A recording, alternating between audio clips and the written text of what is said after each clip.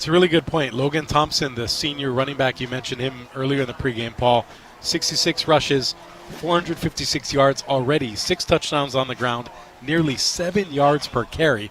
So basically a first down machine, and also add in 5 catches for 91 yards and another tug. So basically he's their scoring machine. Nai Kalau'oka'aia is the quarterback, 2 touchdowns compared to 5 picks. Not a pass-heavy offense like you mentioned, as they've pivoted more to the run game, and we'll see if Castle sticks to that script tonight. You mentioned Kalau'oka'aia at the quarterback position. He's 31 of 73 this year throwing the ball. 25 of those completions to 2 of the receivers on this Castle team. As you look at it, and you have Haha'eo Felipe, 13 receptions, 135 yards. Right behind him, Yosh Kalau'oka'aia with 12 receptions, 135 yards. Between the two, nearly 300 yards of action through the air. That's most of what you see for the passing offense for Castle. And something that we've seen in some of our previous games this year is, let's say Logan Thompson gets going and Kaimuki's defense kind of gets sucked in a bit. They start putting 9 in the box. Then you start getting those one-on-one matchups with the corners, and that's when Castle's offense can really fly, because Kaimuki won't know what's coming at him, and we could maybe see some points on the board tonight. I'm a little curious, I will say, to see if Kaimuki can get anything going in the air tonight against the Castle defense that's giving up 337 yards per game, 240 of those coming through the air.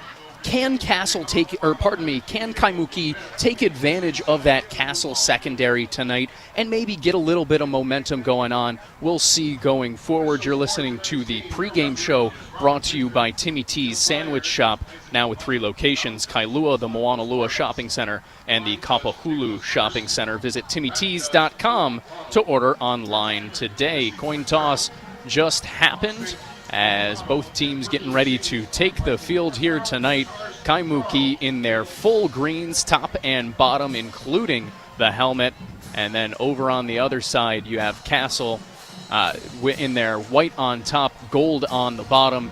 It's going to be Kaimuki kicking off first from the right to the left on your radio dials. Kaimuki kicking off to Castle here tonight, as both teams getting ready to play their third OIA D2 game of the season. Yeah, Kaimuki is going to be kicking from Makai to Mauka, for those familiar with this situation here at Farrington, or as I like to call it, from Damien to Kamehameha. Of course, you got to get a mention of your Warriors in there, who did have a big win last week against an ILH rival. We'll see if they can continue climbing up our scoring live power rankings as this season progresses. Well into the meat of league play this season for Hawaii High School football. Another game here on Friday night, under the lights, almost underway, as Kaimuki lined up ready to kick off from right to left. And the opening kickoff, powered by Dial Electric Supply, Hawaii's premier lighting distributor and supplier, is up and away. Will be fielded at the 21-yard line by Castle. And a nice return up the middle here. That's number 2, J. Hart Sasira. And a nice start for the Castle Knights offense. Yeah, Sisera did a good job there. He was one of the upbacks. Normally those guys are hesitant to catch the ball, but he actually got a nice running start, picked up the ball, and ran about 15 yards, and Castle already near midfield to start this game. A beautiful starting position for the Knights, as Kalau'oka'aia, the quarterback, Nai Kalau'oka'aia, comes out. And as we talked about in the pregame, Kyle, Castle switching to a more run-heavy scheme. They come out immediately in a more heavy package. Kaimuki playing a 2-deep shell, Mel Kiper Jr.'s favorite. Handoff goes off the right side, going to number 11, Aiden Kahele. He'll pick up about 4 yards. A nice gain on first down right there. And Castle already at midfield. Castle with a bit of a hurry-up offense, using that run game, trying to tire out Kaimuki. We're not even a couple plays into this first quarter yet. 2 men in the backfield, man going in motion. That's Riley Burton, the tight end. Handoff once again goes to Kahele. keeps his legs churning, fighting ahead, and he'll make it a 3rd and manageable here after picking up about 4 more yards. 3rd and 2, we'll call it here for the Castle Knights. Nice job by Ezekiel Kuye Matias, the wide receiver who also plays DB. A lot of two-way players for Kaimuki. He got the tackle there and prevented what could have been about a 30-yard run. And once again, man in motion for Castle. Handoff goes to the fullback up the middle. That's number 45, Kaunahe Kalahiki Go here. And he'll pick up the first down, move the chains for the first time for Castle. Just an embarrassment of riches for the Windward side team. We mentioned the running backs to look for 4 guys averaging 4 yards a carry or more. So a lot of options for Coach Junior Pale and his staff. And this is an old school way of playing football. Grind it out, control the clock, and really be physical and impose your will. As here's a toss over to the left side. Flag comes from the far side as in the backfield, Kahele will be taken down for a 5-yard loss. We'll see what the flag is, but they're a nice play for the Kaimuki defense. And that's one of those things where it makes you scratch your head if you're a Castle fan, because they were just running up the gut 3 plays in a row. And on that one, they tried to do the toss play. And by extending themselves, I think we're going to get a holding call here as Castle was trying to hold those blocks a little bit too long. And get the call from the official. Looked like an illegal shift, and it's going to be declined by Kaimuki after a 5-yard tackle for a loss. It'll be 2nd and 15 now for Castle. And these are the type of downs you want to avoid if you're the Knights as a more run-heavy team. 2nd and 3rd and long just feels a little less likely to pick up. Want to pick up about 8 yards here or more as goes to the air and quickly goes down. Nai Kalauoka Aya taken down in the backfield by a couple of Bulldogs defenders. And guess who that was? That was number 9, Hilton Edward, playing football for the very first time. He's a basketball player. The coaches saw him and said, hey, you should come play football. Well, there you go. He already has a sack in his first game with Kaimuki. Immediately coming in and producing. You mentioned it, Hilton Edward, a basketball player for Kaimuki, trying out football for the first time in action tonight. The 6'2", 180-pound junior coming up with a sack right there. It'll make it 3rd and forever here for Castle as Kalau Okaaya takes the snap, will fire it way downfield. He's got a receiver turning and twisting and just out of the reach of number 26, Kikoa Sohayada. And right there, Kyle, an opportunity for Castle to perhaps get out of a 3rd and long and convert. Instead, ends up just out of the reach of the receiver, and instead it'll be the Knights lining up to punt. Yeah, so Haida was actually right on track to catch that. He just happened to look over the wrong shoulder, almost like an outfielder in baseball. He got a little off his line. When he finally did see the ball, Alligator armed it, and that is now a long 4th down for Castle. And mishandled on the snap. Now we'll punt it away as that might have been a live ball had a Kaimuki player dive for it. And luckily for the Bulldogs, didn't touch it as it's downed at the 30-yard line of Kaimuki. That's where the Bulldogs offense will take over. And right there, Kyle, one of those concerning plays where you're thinking, no, just get away, as one of those poison punts. And that's one of those plays where the Kaimuki youth is really showing its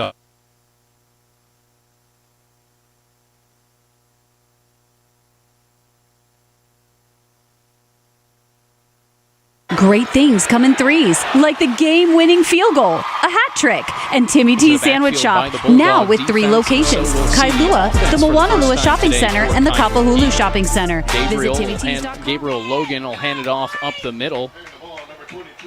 Goes to number 22, Zechariah Kuratsu Cook. And similar to Castle, a nice pickup on 1st down, about 5 yards, make it 2nd and 5 for Kaimuki. Yeah, football's a simple game, right? If you get 4 yards per play and you just keep doing that, you can't be stopped. So if you break it down that way, Kaimuki just needs to keep running the ball, use that good offensive line and move some bodies, pick up positive yardage. Logan in the shotgun. Man next to him.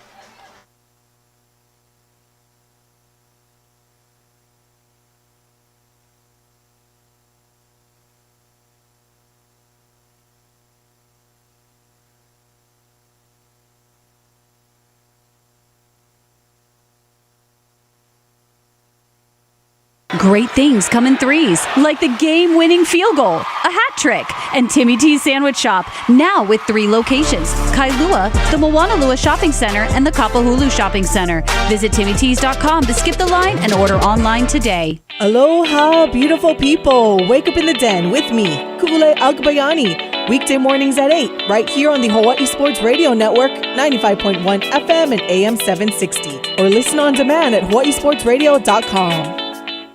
In sitcoms, when someone has a problem, they just blurt it out and move on. Well, I lost my job and my parakeet is missing. How was your day? But the real world is different. Managing life's challenges can be overwhelming. So, what do? We get support. The Huntsman Mental Health Institute and the Ad Council have mental health resources available for you at loveyourmindtoday.org. That's loveyourmindtoday.org. See how much further you can go when you take care of your mental health. Guaranteed admission? Guaranteed scholarship? Sound too good to be true?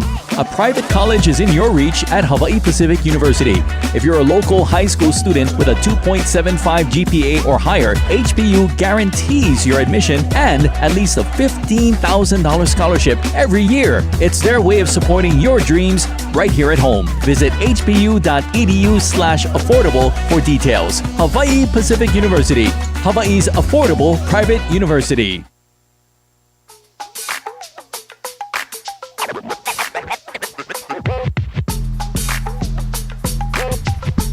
Welcome back to Edward Skipper Diaz Stadium. We apologize for the technical difficulties as Kaimuki unable to pick up the first on 3rd and short.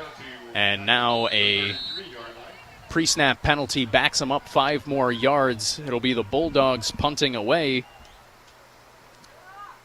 as that one up and away, out of bounds, out near the Castle 42, and that's where the Knights will start this next possession.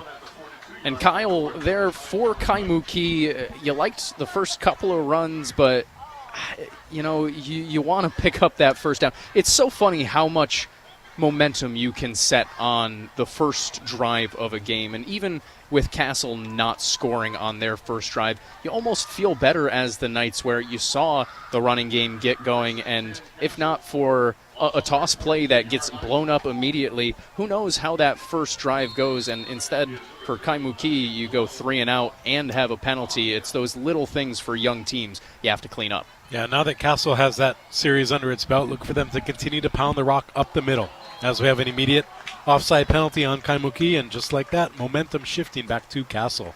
Hard count got Hilton Edward, the new football player, the new defensive end for Kaimuki, to jump. Free 5 yards there for Castle. Makes it 1st and 5 now. Good veteran move from Nai Kalauoka'aia. Yeah, Nai using a nice hard count there within the rules. Handoff into the backfield. Goes to Kahele, and he'll pick up 6 yards for a first down. As we see once again, Kahele just keeps churning those legs after first contact and does a really nice job picking up 2, 3, 4 extra yards after contact to make these first downs into second and manageable immediately. And we're already seeing Kaimuki starting to get worn down a bit. They don't have a lot of players. A lot of them play both ways. And we'll see what Castle will do here. And right on cue, a big tackle in the backfield for Kaimuki. That was Isua Letuli, who absolutely blew up the pitch play to the left, and that's twice now Castle's tried it, and twice Kaimuki has not been fooled. All over it for a 3-yard loss that time. It'll make it 2nd down and 13 for Castle. Yeah, I'm kind of hoping Castle takes that one out of the playbook, at least for their sake, or maybe put a variation do a tunnel screen on a fake toss, and then go to the right side. Clearly is not working thus far as Kaimuki ready for that. Man in motion once again. Handoff goes to Kahele. Up the middle. Kahele keeps the legs churning once again. Picks up about 7 yards, and he'll make it 3rd and call it 7, maybe 6, as a really nice play there, or a nice gain for the Castle offense without even going to the air. Right, and something to keep an eye on. We haven't seen Logan Thompson yet, so maybe Castle's saving him. Maybe he's banged up a bit. We'll see if he makes an appearance. He is the leading rusher with almost 7 yards per carry. It's definitely something to keep an eye on. Thompson, over 500 yards from scrimmage for the Castle offense through 5 games. Big piece for the Knights. Handoff goes to Kahele up the middle. Surrounded by Bulldogs, and before he can get to the line to gain, is going to be taken down. It'll set up 4th down and 2. And Kyle, for the first time tonight, this is an area, one of those strange areas where you ask, is it 4-down territory, especially with the way that Castle's running the ball right now? I think as long as they run north to south, it has to be, because they're picking up 4 or 5 yards a carry. But for Kaimuki, this would be a big opportunity to get a stop here on 4th down. And looks like that's exactly what Castle will do. Man goes in motion.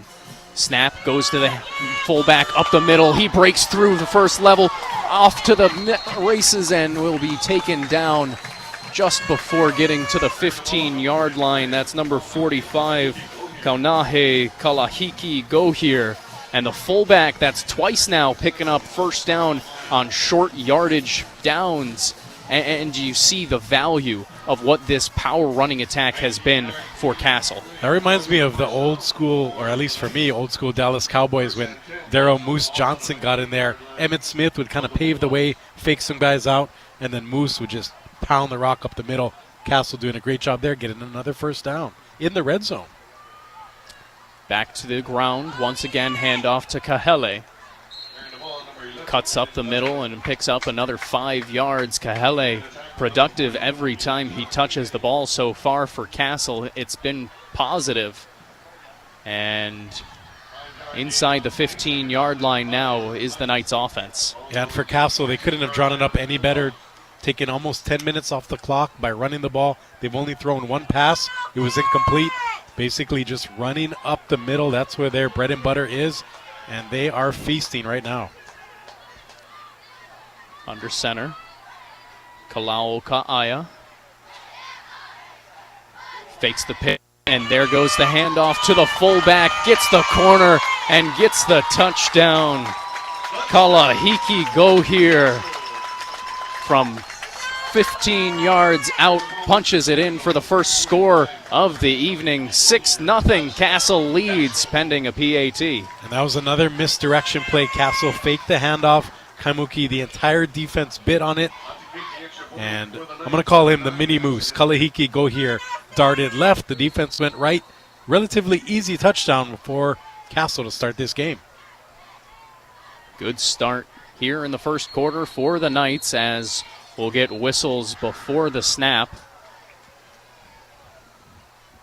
Waiting to see what the flag is. Looks like encroachment on Kaimuki, which if you're a bit of a gambler, if you're a Castle, maybe do you bring in the offense and run it for 2? Or do you play it safe and kick the 1? I mean, even at the way that they're running, I would have considered going for 2 immediately after the score. A fair question by you. Looks like they'll still kick.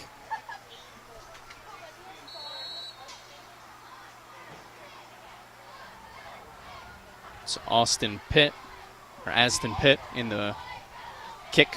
Extra point. Snap, hold, kick.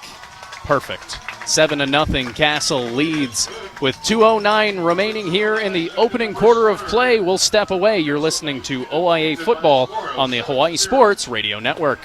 Great things come in threes, like the game-winning field goal, a hat trick, and Timmy T's Sandwich Shop, now with 3 locations: Kailua, the Moanalua Shopping Center, and the Kapahulu Shopping Center. Visit TimmyT's.com to skip the line and order online today. Aloha, beautiful people. Wake up in the den with me, Ku'ulei Agbayani. Weekday mornings at 8, right here on the Hawai'i Sports Radio Network, 95.1 FM and AM 760. Or listen on demand at hawaiisportsradio.com. Put your phone on D&D, that means do not disturb when you're driving. And when you're going from point A to B, I need you to stay safe, please, so always sing with me. So put your phone on D&D, that means do not disturb when you're driving. And when you're going from point A to B, I need you to stay safe, please, so always remember this beat. Don't drive distracted. A message brought to you by the National Highway Traffic Safety Administration, Project Yellow Light, and the Ad Council. OIA Athletics on the Hawai'i Sports Radio Network, 95.1 FM and AM 760. 7-0 Castle leads Kaimuki as the kickoff goes out of bounds and a flag comes out. It'll be the Bulldogs starting with good field position at their own 35 to begin this drive after giving up a touchdown. And for Castle, Paul, that's exactly what you don't want to do. You got the ball after forcing it 3 and out, went on a nice long drive, got a touchdown, and then gave Kaimuki some good field position. You want to pin the Dogs back. They didn't do it there, but the defense can make up for it right here. We'll see what now the Kaimuki offense does after giving up a touchdown. We saw them come out and run the ball immediately, and that's something that I don't blame them with. Karatsu Cook, a very talented back for them. You mentioned it before, how he can be productive every time he touches the ball. You'd like to see him even get some opportunities perhaps in the passing game and once he gets into some open space himself. Snap, handoff goes to Karatsu Cook. He's met immediately by a trio of Castle defenders and taken down after picking up maybe a yard. It'll make it 2nd and 9 now for Kaimuki as Castle's defense doing a nice job winning their one-on-ones in the trenches. Yeah, Sebastian Weeks Lapidad doing a nice job of tackling there. And something to keep an eye on for Castle. They're playing a 2-deep zone shell defense, not even putting a man on 2 of the Kaimuki receivers. They're basically daring Kaimuki to throw it, stacking the box with 8, sometimes 9, trying to bottle up that running game. We'll see if Kaimuki calls their bluff as they go to the air right here and smacked down out of the air by number 7, Hinano Kahavai, as had a couple of blockers setting up for a bubble screen right there, but Castle defenders quickly closing in. Yeah, props to J. Hart Scissor there, who broke up that screen by simply darting in and putting up his hands. It confused the Kaimuki receivers, and 3rd and 9 coming up for Kaimuki. Not the situation you want to be in for this young offense. The complete opposite, in fact, and the complete opposite of what Castle's been doing, setting themselves up in 3rd and short. You can see that on the scoreboard, the difference as well, as Logan drops back, looking over the middle, off a receiver's hand, tipped up in the air and intercepted. It looks like Kane Bridges who picked it up, and that's one of those, it took a doink off of 2 helmets and fell right into the hustling Bridges' hands.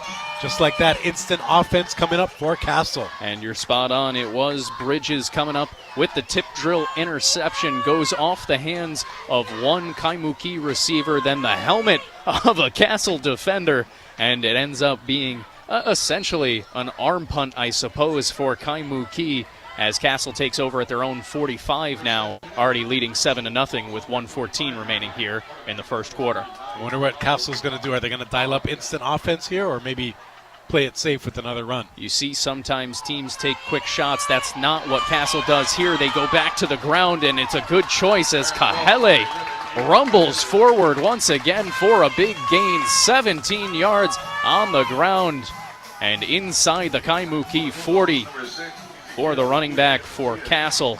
And no Logan Thompson, no problem, as we still have not seen the senior running back tonight for the Knights. That's your sports injury report brought to you by Hawaii Pacific Health, creating a healthier Hawaii. Thompson hasn't taken a snap, hasn't stepped on the field yet for Castle, as we get a pitch over to the right side.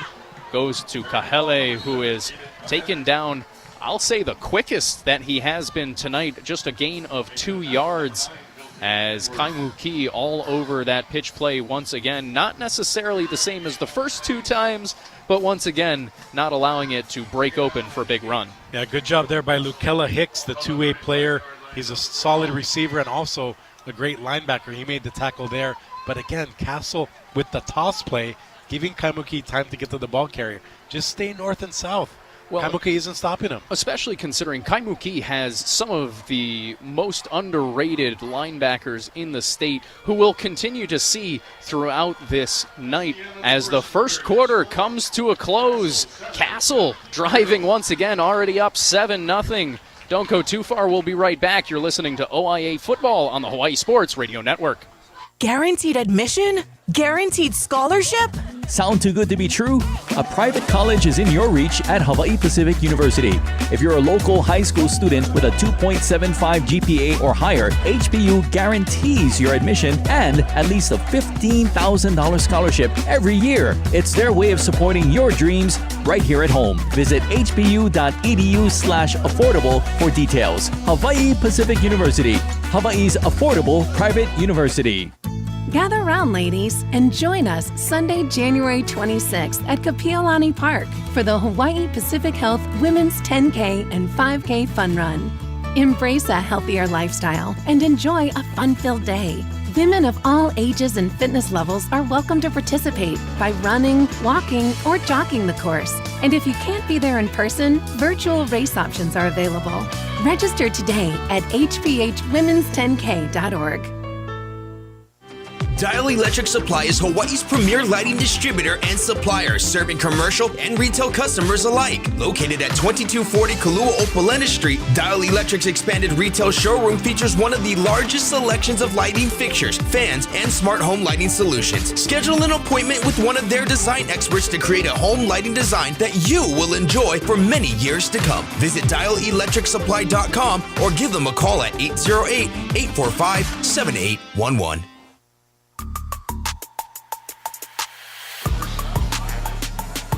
Quickly back into action here at Farrington High School as Castle continues rumbling down the field using the running game once again. Kalahiki go here. Another 15-yard gain as handoff goes up the middle here. We're going to get a flag in the backfield, though, as Kahele picks up another 6 yards. We'll see if it's coming back, though. Yeah, I wouldn't be surprised if this is a holding penalty. It looked like the tandem of Keenan and Shane Correa both took down a player. Oh, pardon me, another illegal shift. So good thing for Castle. It's only a 5-yard flag. Could have been a little worse there. I was going to say, between the two penalties of what it could have been, it feels like an illegal shift is far better option as well, though we have seen how sometimes penalties can quickly derail drives, even if it's just a 5-yarder. If you're Kaimuki, an opportunity here to perhaps once again tackle for a loss and continue pushing out further and further this Castle offense. I don't know if they're going to throw it, but Riley Burton, the slot receiver, is wide open. Nobody's guarding him. Let's see if Castle goes to him. He's the motion man. Goes into motion again. They do go to the air as towards the end zone. Going to be picked off. Picked off by Kaimuki in the end zone. Bring it on out to return. It looked like Lukella Hicks. It was Lukella Hicks coming up with the interception in the end zone, and that's part of the reason Castle has gone away from the passing game is interception woes. The sixth interception of the season for Nai Kalau'oka'aia. And Castle should have listened to me. Burton was wide open, like a 7-11, but he wasn't targeted. That pass instead went into the hands of Hicks, and we talked about him. A solid linebacker / DB. Hicks made so far the biggest play of this game. An excellent job tracking, defending, and intercepting that ball by Lukella Hicks, the 5'10" senior defensive back, coming up with a big play right there. 5'7", as going to the air quickly and has a man, Kaimuki, down the field. He's got grass and a touchdown. Wow, what a play. That looked like Ezekiel Kuihe Matias. He beat his man, and just like that, Kaimuki is not only back in this game, but they have snatched the momentum back from Castle. And what did we say in the pregame? You never know what's going to happen in D2. It's insane what you can see and how fast a football game can change. A pick, and then immediately 6 on the play after an 86-yard touchdown for Kaimuki, and a pending a PAT, a tie ball game here at Farrington High School. And really nice to see Kaimuki there. The instant offense following the turnover. They turn that pick into 6. Make it 7. And the PAT splits the uprights. A 7-7 ball game immediately here into the second quarter. 10:32 remaining here in the first half of play. 7-7 ball game between Kaimuki and Castle. Don't go anywhere. You're listening to OIA football on the Hawaii Sports Radio Network. Great things come in threes, like the game-winning field goal, a hat trick, and Timmy T's Sandwich Shop, now with 3 locations: Kailua, the Moanalua Shopping Center, and the Kapahulu Shopping Center. Visit TimmyT's.com to skip the line and order online today. Gather around, ladies, and join us Sunday, January 26th at Kapiolani Park for the Hawaii Pacific Health Women's 10K and 5K Fun Run. Embrace a healthier lifestyle and enjoy a fun-filled day. Women of all ages and fitness levels are welcome to participate by running, walking, or jogging the course. And if you can't be there in person, virtual race options are available. Register today at hphwomen's10k.org. Aloha, beautiful people. Wake up in the den with me, Ku'ule Agbayani. Weekday mornings at 8, right here on the Hawaii Sports Radio Network, 95.1 FM and AM 760. Or listen on demand at hawaiisportsradio.com. OIA Athletics on the Hawaii Sports Radio Network, 95.1 FM and AM 760. Brought to you by Dial Electric Supply. Welcome back to Farrington High School, where Castle and Kaimuki are tied at 7. Kickoff goes to number 2, Jehard Sistra. And with a flag flying from the back, Sistra brings it on out past the 40-yard line. We'll see what the call is. It looks like holding going to go against Castle, though. Going to erase a little bit of what was a nice return for the Knights. Yeah, and Paul, it's interesting. You might wonder what I'm about to say here, but the only bad thing for Kaimuki about scoring that quickly is that now the defense has to go right back on the field.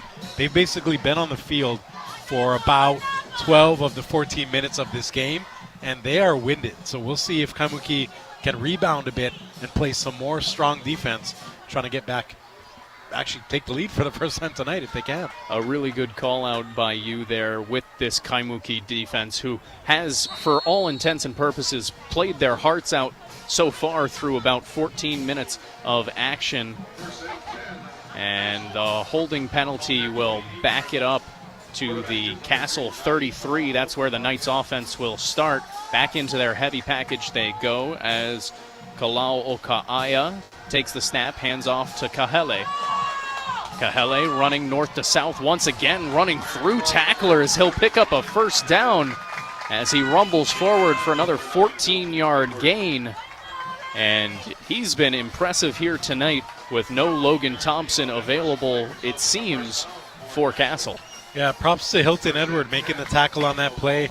It's his first time playing football. He already has a tackle and a sack to his credit, and we're barely into the second quarter. But you look at Hilton and you see the athlete, and you see exactly why this Kaimuki staff just wanted to get him into the building so they could work with him. An athletic frame that is quite impressive to see and productive so far. Handoff goes off the left side and immediately wrapped up by a couple of defenders is Kahele. Aiden Kahele, who has been so productive here tonight, only picks up a yard right there. Makes it 2nd and 9 now for the Castle offense as it's a 7-7 ball game. That was Elijah Unjeni and Hilton Edward again sharing the tackle there after a gain of about 1 for Castle. And if Kaimuki can continue to limit the big gouging run plays, they have a shot to stay in this game. That is something that with easier run said than heavy, done, of course, with run heavy teams, if the run is not working, sometimes you can get worried. Speaking of the run working, once again rumbling down the middle, an angry run by Kalahiki go here. And he bursts forward for another gain of over 20 yards into Kaimuki territory. The Castle offense goes first down and 10. We mentioned Ku'e Matias, who had that long touchdown reception, plays both ways. He took the brunt of the dropped shoulder by Kalahiki Gohair on that play, and fortunately he took that brunt of the damage because he prevented another Castle touchdown. Kalahiki Gohair is not someone I would want to take any type of chances with, taking a hit from him. A big back as the toss over to the right side. Got a blocker in front, does Kahele, as he'll run forward for a gain of 8. Makes it, a gain of 7. Makes it 2nd and 3 now for Castle, as once again you see the Knights offensive line, you see the Knights running attack starting to find that rhythm once again. The only bugaboo there for Kahele was, instead of following his blockers and taking the ball around the sideline, he cut it back in, and that's why he, quote-unquote, only got 7 yards. He could have had at least 20 on that side run. So it'll be 2nd down and 3 for Castle. Handoff to Kahele, up the middle, through the gap, and he'll pick up another first down. Good chunk yardage for Kahele, as taken over as the bell cow for the Knights tonight, and haven't seen much of a drop-off at all for Castle. Yeah, Castle doing a good job of rotating offensive linemen in, keeping that beefy front fresh. And just like that, Castle back into the red zone, trying to reclaim this lead. And I think you're starting to see a little bit of that fatigue you mentioned for the Kaimuki defense. They've been out on this field for the majority of the game so far. As handoff to Kahele once again will get wrapped up by Hilton Edward after a gain of about 4 yards. 2nd down and 6 coming up for Castle. Want to take this opportunity to remind you that OIA Sports on HSRN is brought to you by and in part by Hawai'i Pacific Health. Hawai'i Pacific Health takes the team approach to providing the expert care you need when and where you need it. Together, we are creating a healthier Hawaii. And my math skills aren't the best, Paul, but I believe Kaimuki has been on the field defensively for all but 4 plays of this ball game. That's it certainly feels close to that, as a pile pushing forward. Didn't quite see who got the handoff, but either way, a gain of another 4 yards sets up 3rd down and short for Castle here. And the last time we saw the Knights down here, and it wasn't that long ago, they went to the air, tried to sneak a pass past this Kaimuki defense. Here, I got a feeling that they might try to continue going on the ground. Do you think they might go to the air again? Throw it to Burton. He's going in motion again. He's going to be wide open, but they do run it. Handoff up the middle, rumbling through once again and into the end zone. It's Kalahiki Gohair. The moose is loose. His 2nd touchdown of the evening, the 2nd touchdown of the first half. A 13-7 lead pending a PAT for Castle, as the big fella continues rumbling on the ground for the Knights. And Kalahiki Gohair is only a junior. If he can put on maybe a few more inches of height and add a few more pounds, I would venture to say he has borderline D1 potential. And the kick is up and good, as Castle goes back ahead 14-7. An impressive drive by the Knights. Can Kaimuki respond? We'll see coming on up. Don't go too far. You're listening to OIA Football on the Hawaii Sports Radio Network. Great things come in threes, like the game-winning field goal, a hat trick, and Timmy T's Sandwich Shop, now with 3 locations: Kailua, the Moanalua Shopping Center, and the Kapahulu Shopping Center. Visit TimmyT's.com to skip the line and order online today. The sun's shining, birds are singing, and all feels right in the world. Until the season changes, and suddenly you lose your motivation to get out of bed. In fact, 1 in 5 people experience some form of depression, no matter the season or time of year. At the American Psychiatric Association Foundation, our vision is to build a mentally healthy nation for all, because we want you to live your best life and be your best you all year round. Please visit mentallyhealthynation.org to learn more. Aloha, beautiful people. Wake up in the den with me, Ku'ulei Agbayani. Weekday mornings at 8, right here on the Hawai'i Sports Radio Network, 95.1 FM and AM 760. Or listen on demand at hawaiisportsradio.com.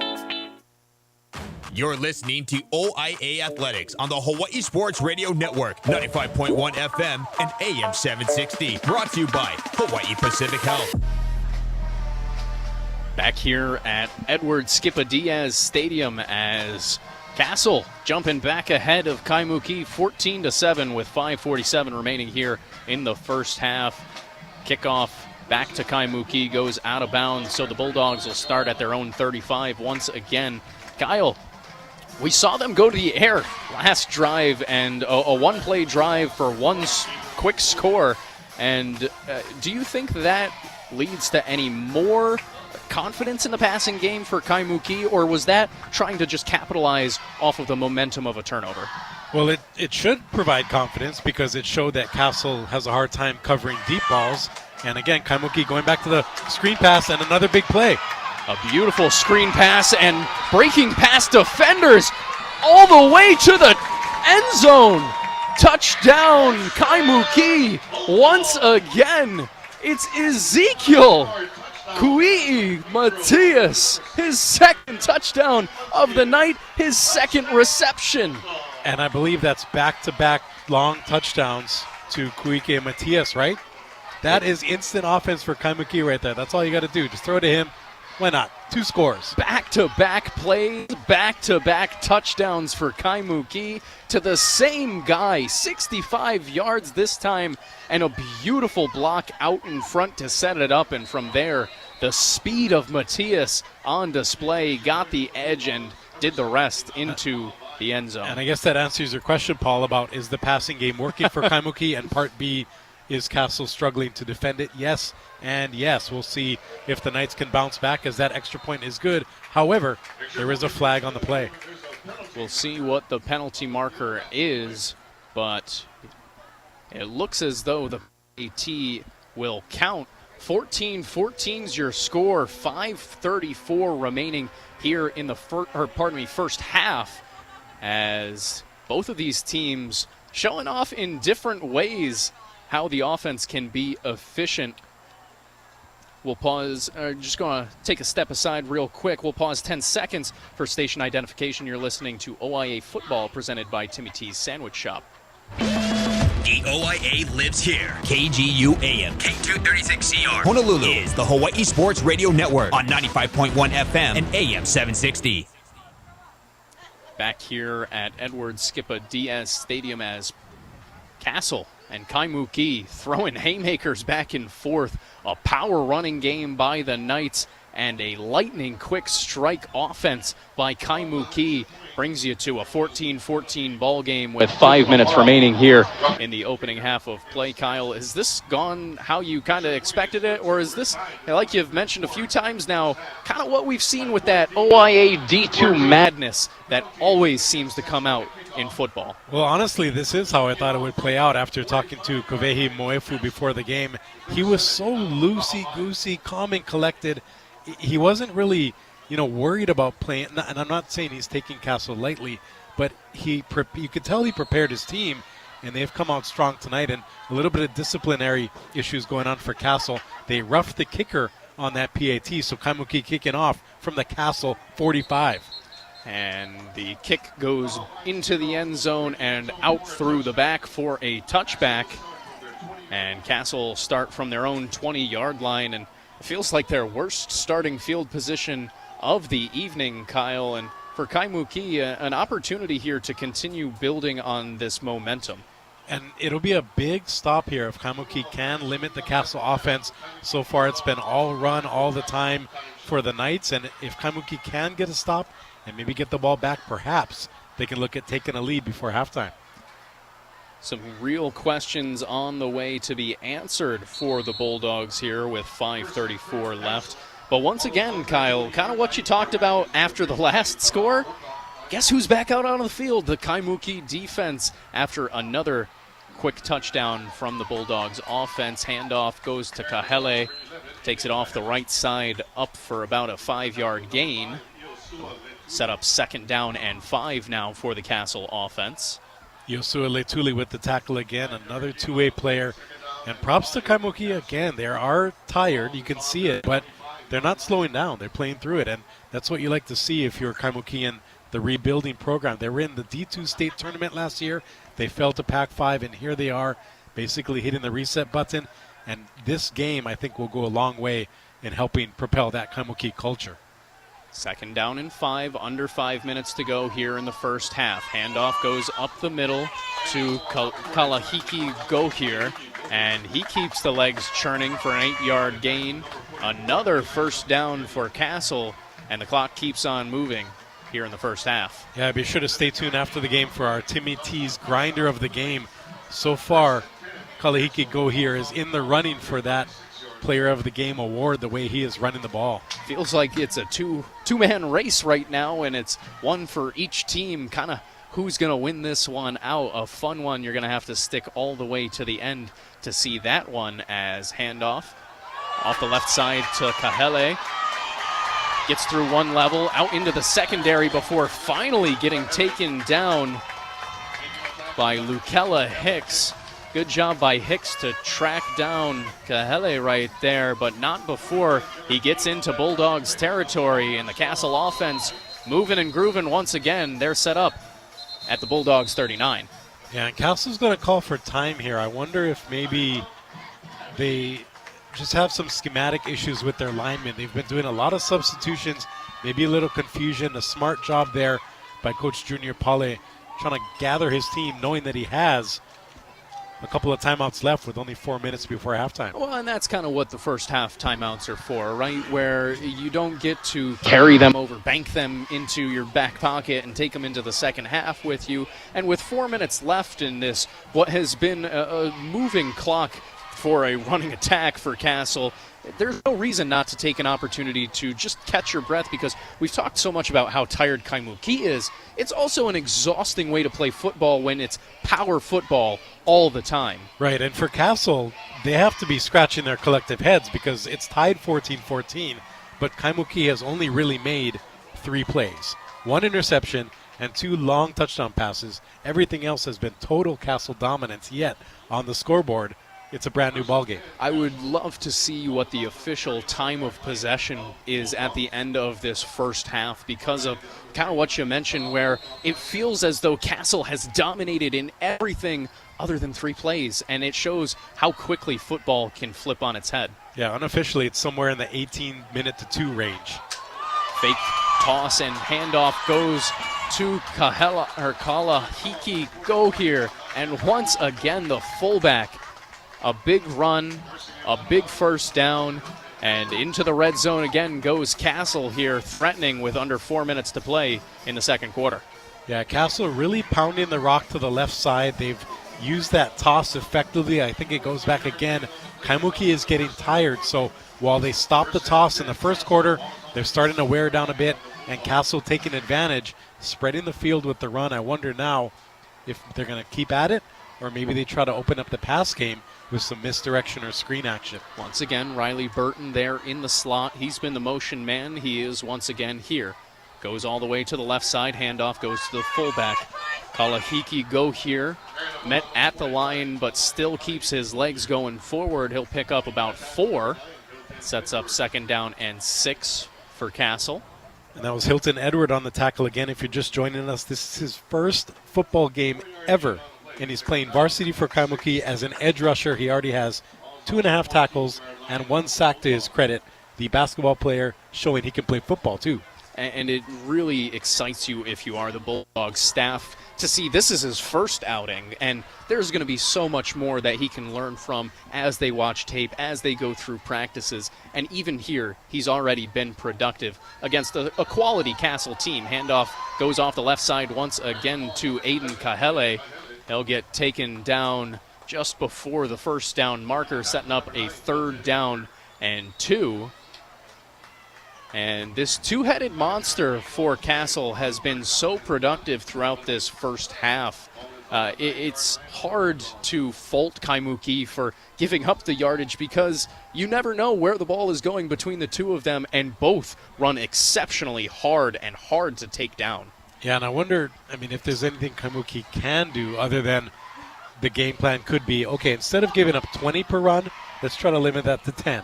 And then once you do that, let's try to cut it down to 5. You take those little steps, baby steps, and try to stay in this ball game. A little bit of movement from the Kaimuki defense, no flag. Handoff up the middle.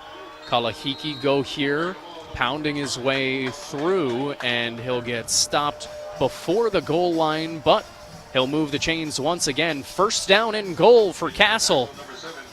Inside the 5-yard line for Kaimuki. Just over 2 minutes remaining here in the first half. 14-14 ball game between the Bulldogs and the Knights. Heavy package once again. Burton in motion. Handoff to Kahele. Hit and brought down before the goal line.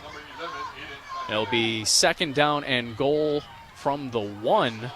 As a good stop there from Kaimuki to hold strong for now. Clock keeps rolling.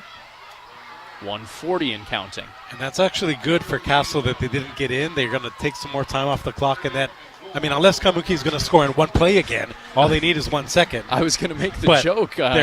It seems that all you need if you are Kaimuki is 1 second at this point to get a play off, and Castle going to take a timeout here with 1:21 remaining in the second quarter, and a big second down and goal coming on up. We'll take a 30-second break as well. You're listening to OIA Football on the Hawaii Sports Radio Network. Dial Electric Supply is Hawaii's premier lighting distributor and supplier, serving commercial and retail customers alike. Located at 2240 Kalua Opalena Street, Dial Electric's expanded retail showroom features one of the largest selections of lighting fixtures, fans, and smart home lighting solutions. Schedule an appointment with one of their design experts to create a home lighting design that you will enjoy for many years to come. Visit dialelectricsupply.com or give them a call at 808-845-7811.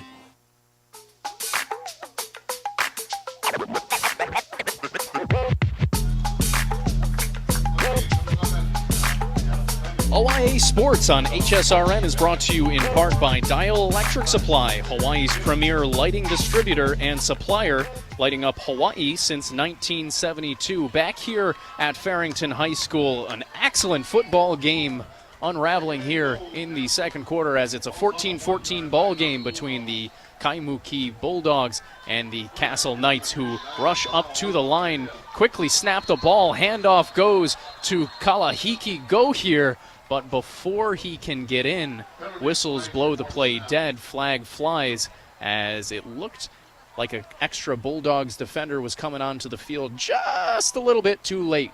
So actually the Kaimuki player was on. He thought he was supposed to be off, ran halfway off the field, realized he was supposed to be there, tried to run back, but because in high school it's not like college where you can basically get a free play, one of Aaron Rodgers' favorite things to do in the NFL. So the play is blown dead, half the distance, still second and goal. So from the half-yard line, Castle will get ready to go as we'll need to pause for a moment after the clock was reset back to 12 minutes. Now all good once again. 1:21 remaining here in the second quarter. Castle from the half-yard line. Handoff goes to Kalahiki Go here, and looks like he's in for the hat trick here in the first half. Is he, though? I haven't seen a signal yet. We are waiting for the signal, there and it is. Finally it comes through. The offensive line celebrated. The offensive line told me what I needed to know, Kyle, and that is that Kalahiki Go here into the end zone for the third time tonight here in the first half with 1:14 remaining. It's Castle back ahead 20-14 with a PAT on the way. Kalahiki Go here has already doubled up his touchdown production of 3, now 6, and we're not even at halftime yet. And PAT up and good. 21-14 now with just over a minute remaining in the first half, and we'll keep it on here as Kyle. So far, it's like you mentioned, exactly what you expect from Castle, and then Kaimuki. It's kind of what you expected, but even better on offense, where you hit those quick hitters and perhaps you're finding yourself a star at wide receiver as well. So some positives to take away through this first half. But if you're the Bulldogs coaching staff and players, you're not thinking about the moral victories right now. You're thinking about trying to get a victory here, down just 7 with a minute left in the first half. Not only that, but with a minute 14 to play, is Kaimuki thinking the hat trick for Kruie Matias with another long pass play? I'm guessing Castle will adjust the defense a bit after giving up those 2 long touchdown passes. But we'll see. Kruie Matias his speed is really what sets him apart for Kaimuki, and it's almost the type of thing where you can't allow him to get the ball in his hands at all, or he's too slippery, as the kickoff fielded at the 10-yard line by Kaimuki. It's number 8, Lukella Hicks, finding a hole and getting out near midfield. Kaimuki looking to answer back quickly before the half once again, but again, some laundry back at the 30-yard line. Yeah, there were a couple of wrestling matches going on there at the 30. They could have called holding on a couple of different players. We'll see if indeed that is the call, as the referee, Robert Victor, was right there looking at it. One of the best in the business, not only locally, but I would venture to say on the national level in high school. Holding is called against Kaimuki. It'll back it on up for the Bulldogs after a nice return by Lukella Hicks had them out near midfield originally. Instead, it'll be the 20-yard line. It looks that the Bulldog offense will start. So they're just in range for Kruie Matias is what you're telling me, Paul. 80 yards away, why not? I mean, considering his first 2 touchdown catches were 82 yards and 65 yards, it's not as much of a joke and a little bit more serious here, as with a minute 3 seconds remaining in the second quarter, we'll see what Kaimuki chooses to do. Logan takes the snap, looks left, fires out left. And there's that man once again, completed and taken down by a trio of Castle defenders. No chance of letting him speed by that time. Yeah, Castle's changed their defensive look to more of almost a prevent defense, which you don't normally see up by only 7. But they're doing that knowing that they want to keep the players in front of them, and they're willing to trade a 5-yard catch in exchange for not giving up an 82-yard bomb. We just saw what happens when you give Ezekiel Kruie Matias any type of space to start to get his feet rolling, and from there, it's almost Tyreek Hill-esque of nobody's going to catch him. Drops back, Logan takes it, now will scramble out and slide on down. After the slide, takes a hit from a couple of Castle defenders, and the Knights lucky to not get a flag right there, as it appeared that Gabriel Logan gave himself up on the slide and still took a couple of hits from Castle defenders. Yeah, very close to a personal foul penalty on that play, but nothing was called. Kaimuki takes a timeout with 7 seconds left. I wonder here if they try to get a screenplay going and see what happens, or if they try to take the lid off the defense and go deep again. It's funny because you really can consider both, because you've seen both work on your last 2 drives on both sides of the field.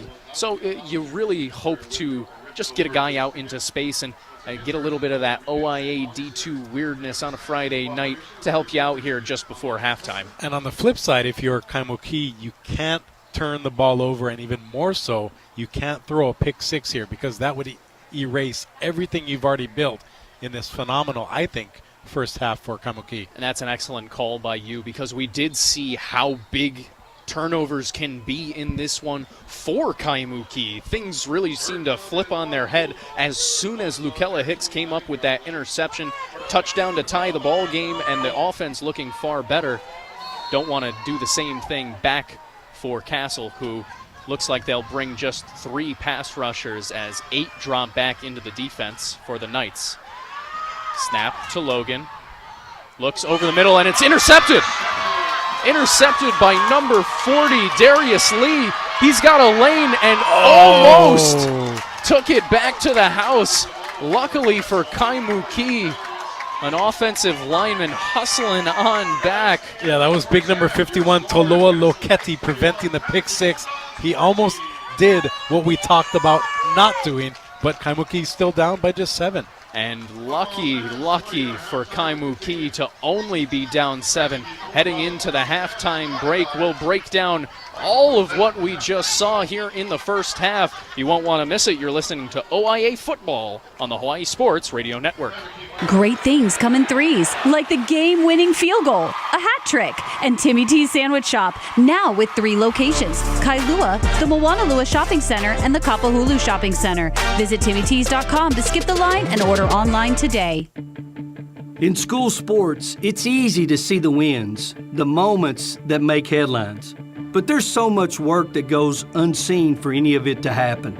My name is Phil Risen, and I'm the Executive Director of the National Interscholastic Athletic Administrators Association. Throughout the country, athletic administrators dedicate countless hours to making life-changing opportunities possible for student athletes through sports. Their sacrifice is fueled by the belief that every student can grow and deserves their time to shine. On behalf of the NIAAA, we want to thank every athletic administrator for your tireless dedication to providing 7.8 million students across the country a path to a better future. This message presented by the NIAAA, the National Interscholastic Athletic Administrators Association. This is your home for Dallas Cowboys football. Hi, this is Jerry Recco. Join us all season long as the Cowboys look to defend their NFC East title and work their way towards Super Bowl 59. We'll bring you all the exciting NFL action each week. Dallas Cowboys football can be heard right here on Hawaii Sports Radio Network, 95.1 FM and AM 760.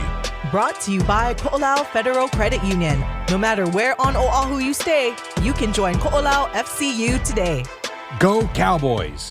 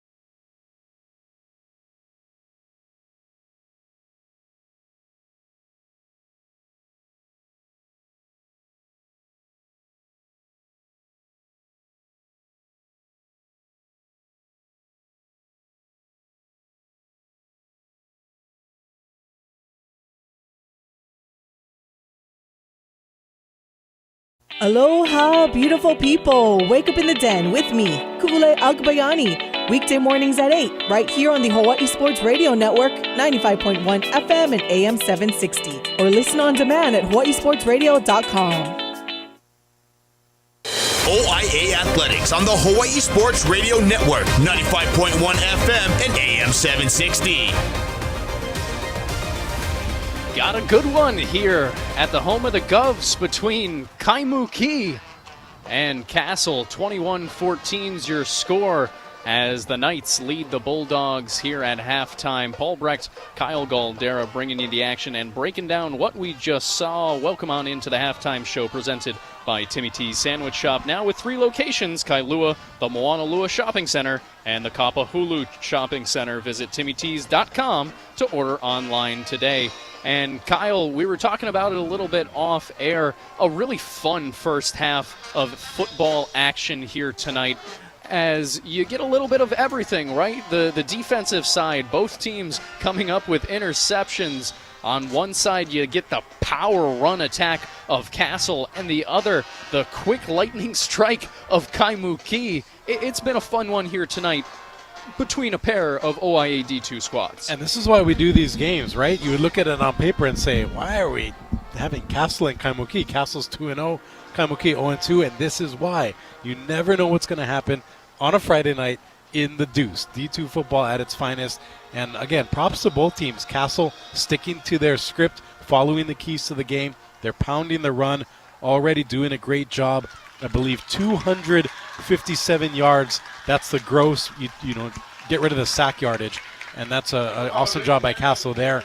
And for Kaimuki, they're hanging in it thanks to their receiver, Kuye Matias, already 3 catches, 153 yards, and 2 scores. So just like that, Kaimuki hanging in there with the division-leading Castle Knights. It's been an impressive showing for Kaimuki's offense in that second quarter. For Castle, you've seen the offensive line do their thing in front of a couple of powerful backs. A fun first half of football action, and it's only going to lead to what should be an exciting end here from Farrington High School between two teams who, coming into tonight, seem to be similar directions, right? Where a couple of close wins compared to getting a little bit better each time out for Kaimuki. Now you're seeing them meet directly in the middle. And that's something, a great point by you, Paul, something to keep an eye on. The 2 wins in conference by Castle were a 1-point win over Kaiser, 22-21, and then last week a 2-point win over Waialua, 41-39. So they've showed that they can win the close games, but they also show that they are in a lot of close games. So because of that, let's see if Kaimuki can continue to try to play that bend but don't break defense and at least hang in here, because who knows if Kaimuki can keep it a 1-possession ball game late in the fourth quarter. You really never know what's going to happen. We saw 2 quick strikes from Kaimuki before, no telling what can happen. We'll talk a little bit more about what we hope to see happen for both of these teams coming on up in the second half when we come back. You're listening to the halftime show presented by Timmy T's Sandwich Shop and OIA Football on the Hawaii Sports Radio Network. Great things come in threes, like the game-winning field goal, a hat trick, and Timmy T's Sandwich Shop, now with 3 locations: Kailua, the Moanalua Shopping Center, and the Kapahulu Shopping Center. Visit TimmyT's.com to skip the line and order online today. School sports are played by humans, coached by humans, and officiated by humans. So the next time you're sitting in the stands at a school athletic event, please remember this and maintain your humanity, especially when it comes to judging and critiquing athletes, coaches, and officials. Please show your fellow humans some respect. They'll appreciate your empathy. This message presented by the HHSAA and the Hawaii Interscholastic Athletic Directors Association. Sports allow us to play, learn, and grow. But there's something more important than victory. At the U.S. Center for Safe Sport, we believe every athlete deserves to be safe from abuse and misconduct on and off the field. We equip athletes, parents, coaches, and others with the right education to recognize, prevent, and respond to harmful behavior. Join the movement to champion respect and end abuse at uscenterforsafesport.org. Sunday on Compass Media Network's coverage of the NFL. It's a cross-conference showdown in Week 3 as Dak Prescott and the Dallas Cowboys host Lamar Jackson and the Baltimore Ravens. Hi, this is Jerry Recco. Join Kevin Ray, Steve Berline, and me for all the action as Micah Parsons and the Cowboys look to bounce back after a tough loss. Can they find a way to slow down Lamar Jackson and a Ravens team looking for their first win? It's the Cowboys and the Ravens. If it's the NFL, it's right here. On Hawaii Sports Radio Network, 95.1 FM and AM 760. I asked what kind of family she wanted. She said, a family like yours. Learn more about adopting a teen at adoptuskids.org. You can't imagine the reward. Brought to you by the U.S. Department of Health and Human Services, Adopt U.S. Kids, and the Ad Council.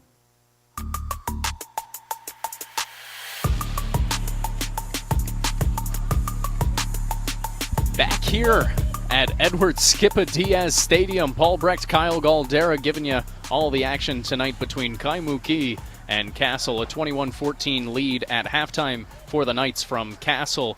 And just want to take this opportunity to remind all the beautiful people that Hawaii Sports Radio Network has partnered with Scoring Live to bring you the best overall coverage of high school sports in the state. Visit scoringlive.com for live scores and stats, photos, league schedules, and more.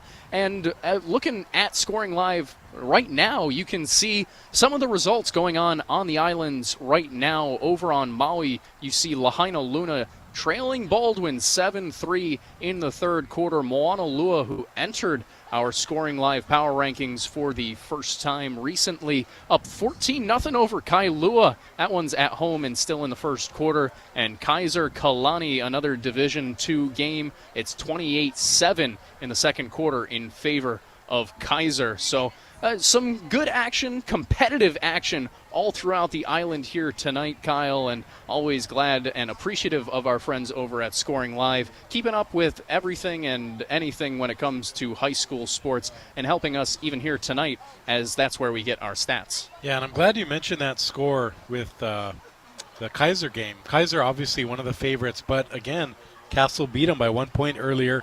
We talked about Waialua. They might play spoiler this year. They're an up-and-coming team. Our good friend and colleague Darnell Arsenal's the athletic director there. He's always going to have his teams going in a positive direction.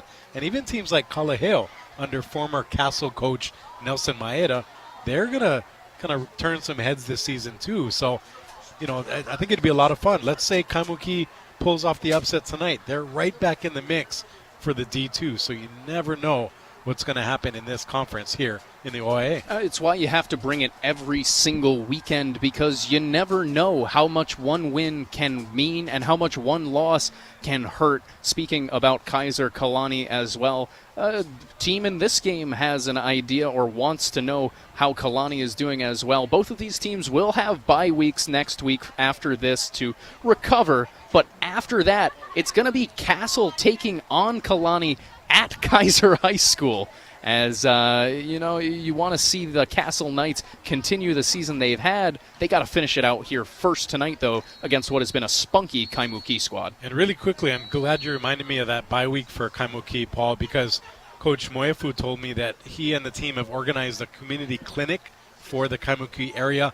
There's a lot of, different backgrounds represented, Micronesian, Samoan, Hawaiian, even white and Japanese and the typical local people, and they're all coming together at that clinic. So Kaimuki not only giving back, building their program and the culture, but really trying to help the community rally around this program as well. You really love to hear things like that, and it's really what high school sports are about, where it's building the character of these young men, sure, on the field every Friday and Saturday night, but also off of it, giving back to the community, connecting with those that come to support them, and you really do love to hear that. As Kaimuki right in this one against Castle, down 21-14 at halftime. When we come back, second half action and a little more of what to expect from both of these sides. You don't want to go anywhere. You're listening to OIA Football on the Hawaii Sports Radio Network. You guys just didn't want it bad enough. That should have been an easy win. What were you doing out there? You got to hustle. You could have made that play if you'd been open.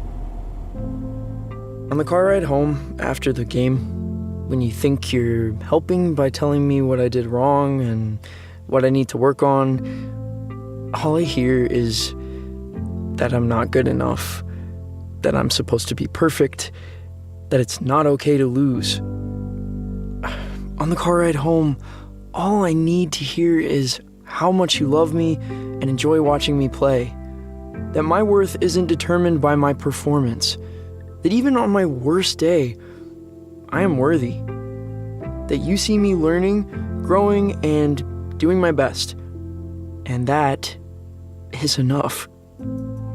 This message presented by the HHSAA and the Hawaii Interscholastic Athletic Directors Association. What would you give for a child you loved? To make their wish come true? To help them fight a critical illness? Just imagine what you'd do. You see, wishes are so powerful, and you can make them real. They can give a child back their childhood, even change the way they feel. Every single one of us can make the stars align, because when we come together, hope and joy will shine. Wishes need stars like you. Visit makeawish@wish.org. He deals 2-2. Swung on, crushed, left field. This one is hammered on the way. Gone! Just short of the upper deck. Julio, a missile. He launched it. The building erupts. Julio! The Seattle Mariners are on the Hawaii Sports Radio Network.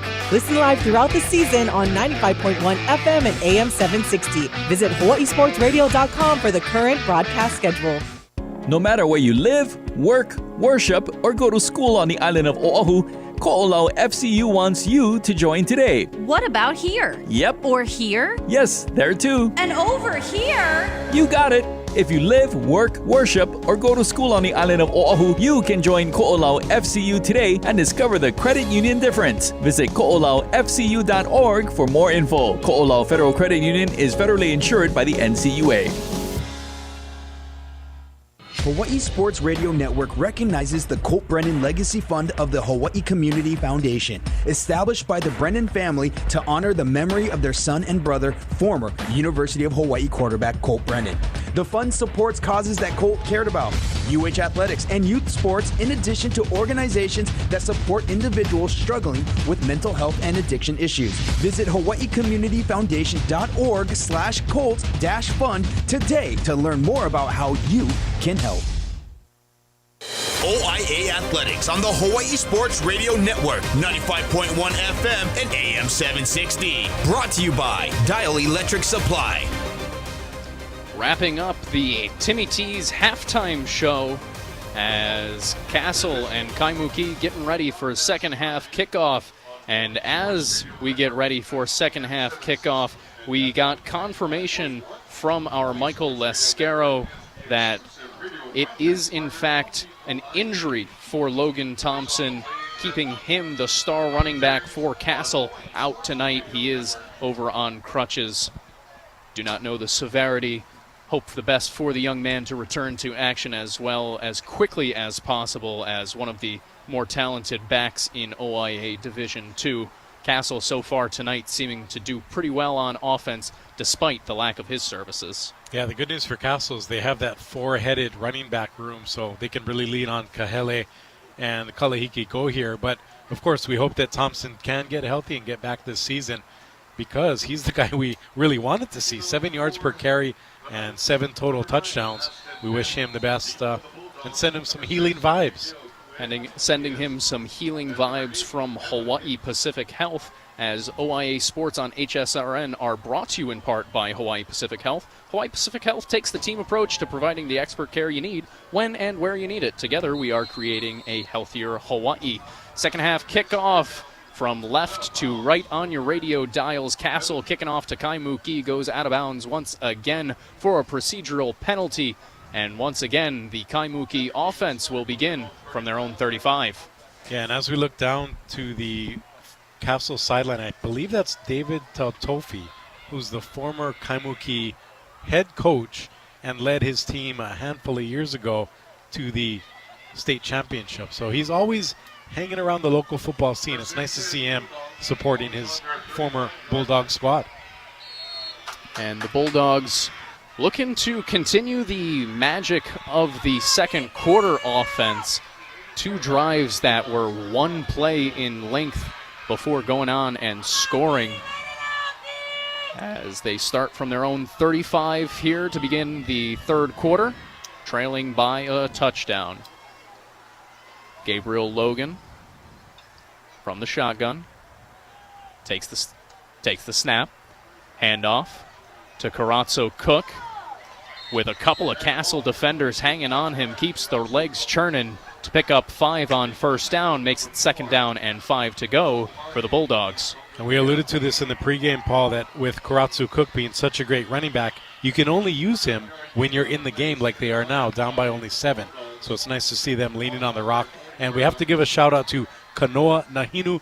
He's getting his leg taped up right now, but he wanted our own Michael Lescaro to let us know, to let you, our listeners, know that we're giving him a virtual fist bump because he's getting taped up over there. And Michael on the spot. A tough guy, one of the many talented linebackers for this Kaimuki team. Hope that he's all right as he gets taped up over on the sideline. Gabriel sends a man in motion.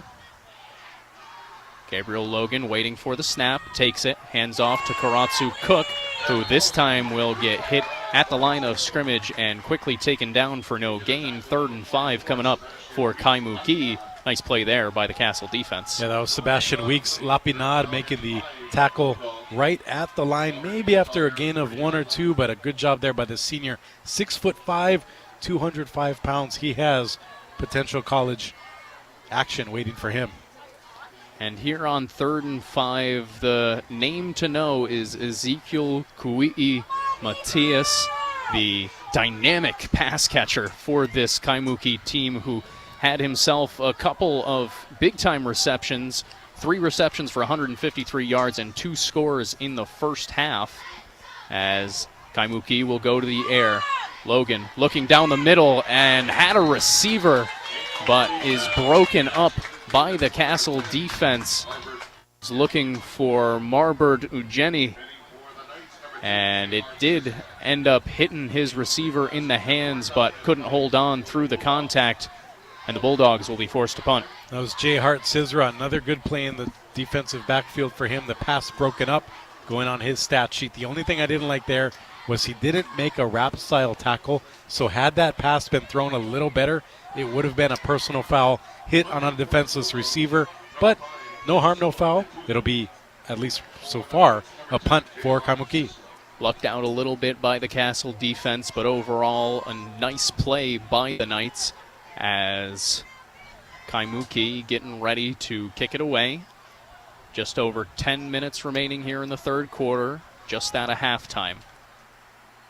Punt is up, a high kick, bounces inside the 40 at the 35, and now takes a little bit of a Castle roll before getting downed at the 37-yard line. That's where the Knights will start, as Castle already up a touchdown, looking to kind of put this one to bed with how they've been playing. Long drives, running attack, keep the clock running, and then end it with a touchdown. We'll see if Kaimuki was able to make any adjustments during halftime. Yeah, and I know it's early in the third and it's only a 7-point lead, but this is going to be a danger zone opportunity here. If Castle can get a long, prolonged running style drive here and get another score, Kaimuki's going to have a tough time climbing back in. And handoff goes to Kahale. Kahale spins his way out past the 40-yard line to the 41 of Castle. Makes it 2nd down and 6 coming on up. And I mentioned it before, football's simple. All you need is an average of 4 yards per play, even 3.5.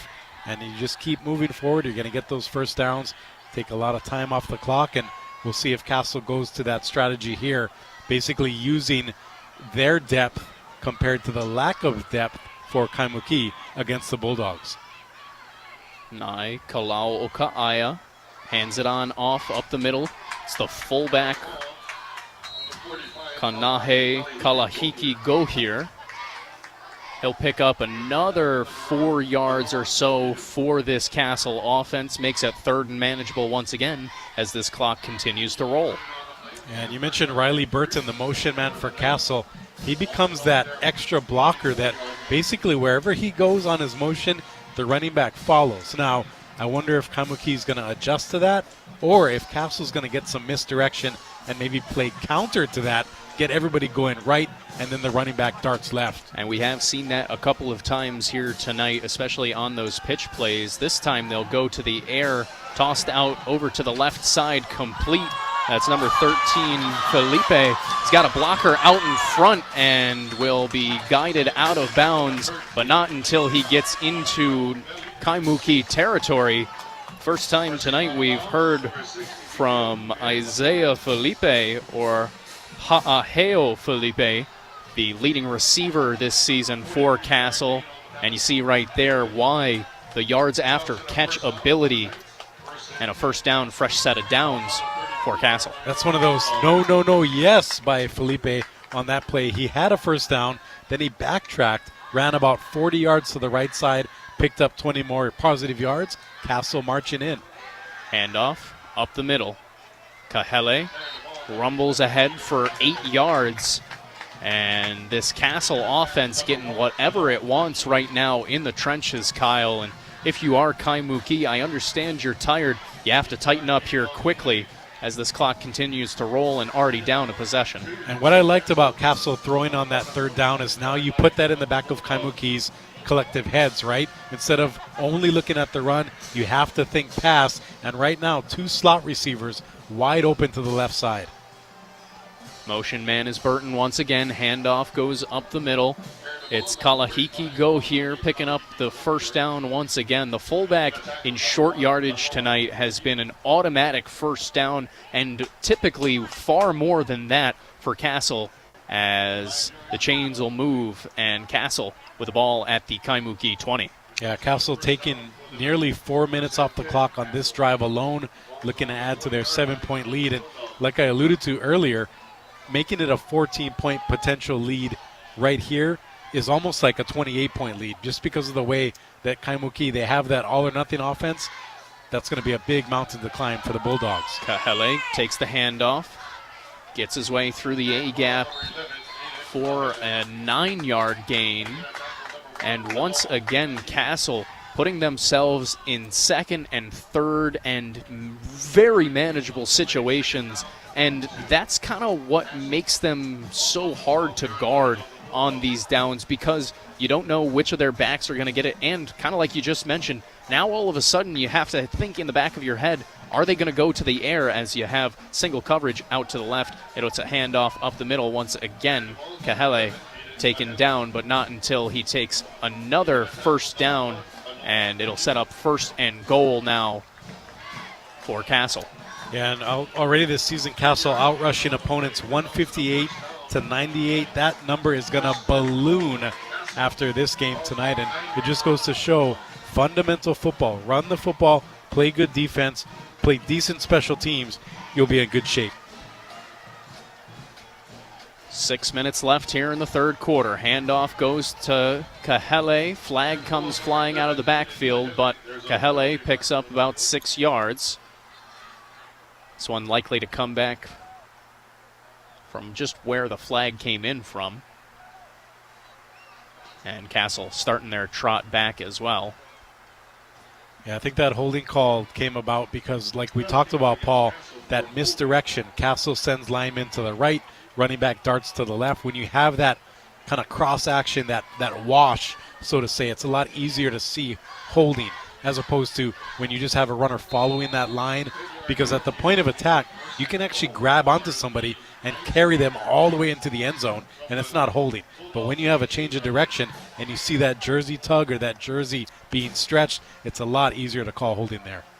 And so now instead of 2nd and goal from the 3, it'll be 1st and goal from the 19 for Castle. Burton goes into motion once again. Snap. They'll go to the air. Bubble screen out to the left side. Once again, they'll find Felipe. He's taken down after a 3 or 4 yard gain, but a flag comes in late. And as we wait to see what that penalty is, Kaimuki did a good job of bursting that bubble. The defensive backs ran right to the ball. They played a good zone there and picked it up, and we'll see if it's going to be potentially a face mask on the defense. The referees are talking about it. The other option is it might be an illegal man downfield because that screen pass was thrown in front of the line of scrimmage.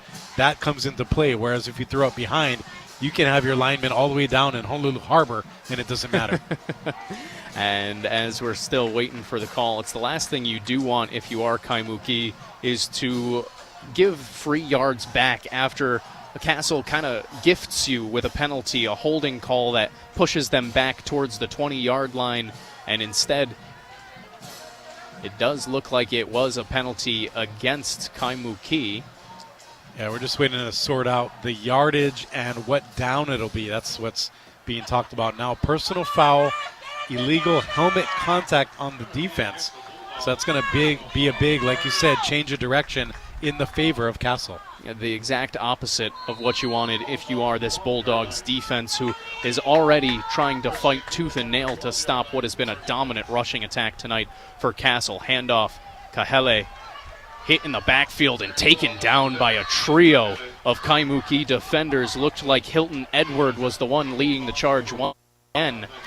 Off the edge for Kaimuki, sets up 2nd down and goal from about the 9-yard line. I believe Edward is joined there by Kanoa Nahinu, the guy we shouted out. He was getting taped up, and now he's back in the game, making a big play there for Kaimuki. And it's good to see Nahinu out there with Iosua Letuli, just some of the best linebackers in all of OIA D2 and really some of the better linebackers in the state. You've seen them make some plays here tonight.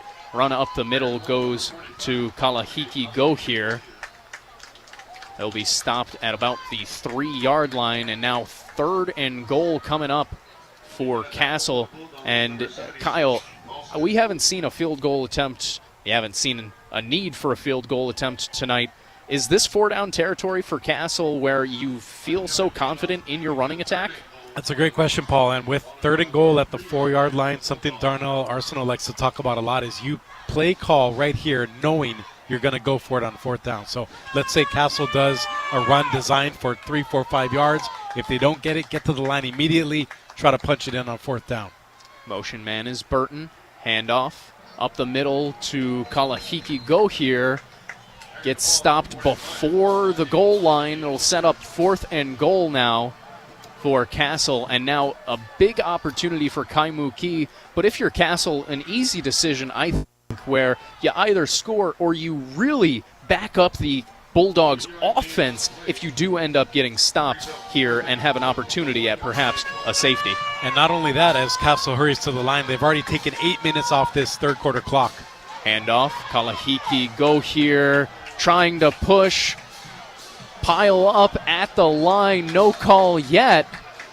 And he'll be taken down, and it looks like the Bulldogs come up with the 4th down stop. A goal line stand by Kaimuki keeps it a 1-possession game, and a great job by the Bulldogs defense right there to hold strong. And Paul, I'm not mad at that at all. Not only does Kaimuki do a great job, but like you said, now the Bulldogs need to go 99 yards if they want to score. So almost like you said, I think that's better than kicking a field goal for Castle because it ends up being like a very good punt. And now Castle can play defense already having that 7-point lead. And this will be curious to see what Kaimuki chooses to do because Karatsu Cook has been taken down at the line of scrimmage or behind the line of scrimmage a couple of times tonight. Had a couple of productive runs as well, but this is not a place you can really take that chance from your own half-yard line. The good news for Kaimuki is they have 3 minutes and 12 seconds left in the 3rd and the entire 4th quarter. So at least they can mix in the run. But to your point, they got to get it out of that loose ball zone. In the end zone, and having to fall on it is Gabriel Logan, and immediately happening what we talked about, Kyle, a safety for Castle. 2 points on the board for the Knights, and a kick coming back to them. A big swing in the game right here, or an opportunity for a really big swing in the game right here for Castle. So obviously you would have liked to have had a touchdown if you're Castle, but this is the next best thing. You not only get 2 points, you get the ball back, and you could potentially run this 3rd quarter clock out already with the 9-point lead, maybe even make it 16 if they can punch in a quick one here. For all intents and purposes, Castle has dominated possession in this quarter, in this game truly, but in this quarter especially. Obviously, Kaimuki getting the opening kickoff. They go 3 and out off the bat and then punt the ball back away to Castle. And since then, it's been one snap that we just saw, a safety on a mishandled snap in the end zone for the Bulldogs. Yeah, and it's tough for Kaimuki because, like we mentioned, they're rebuilding, but they've been right in this game, and the last thing you want to see is things start to unravel here as this game goes along.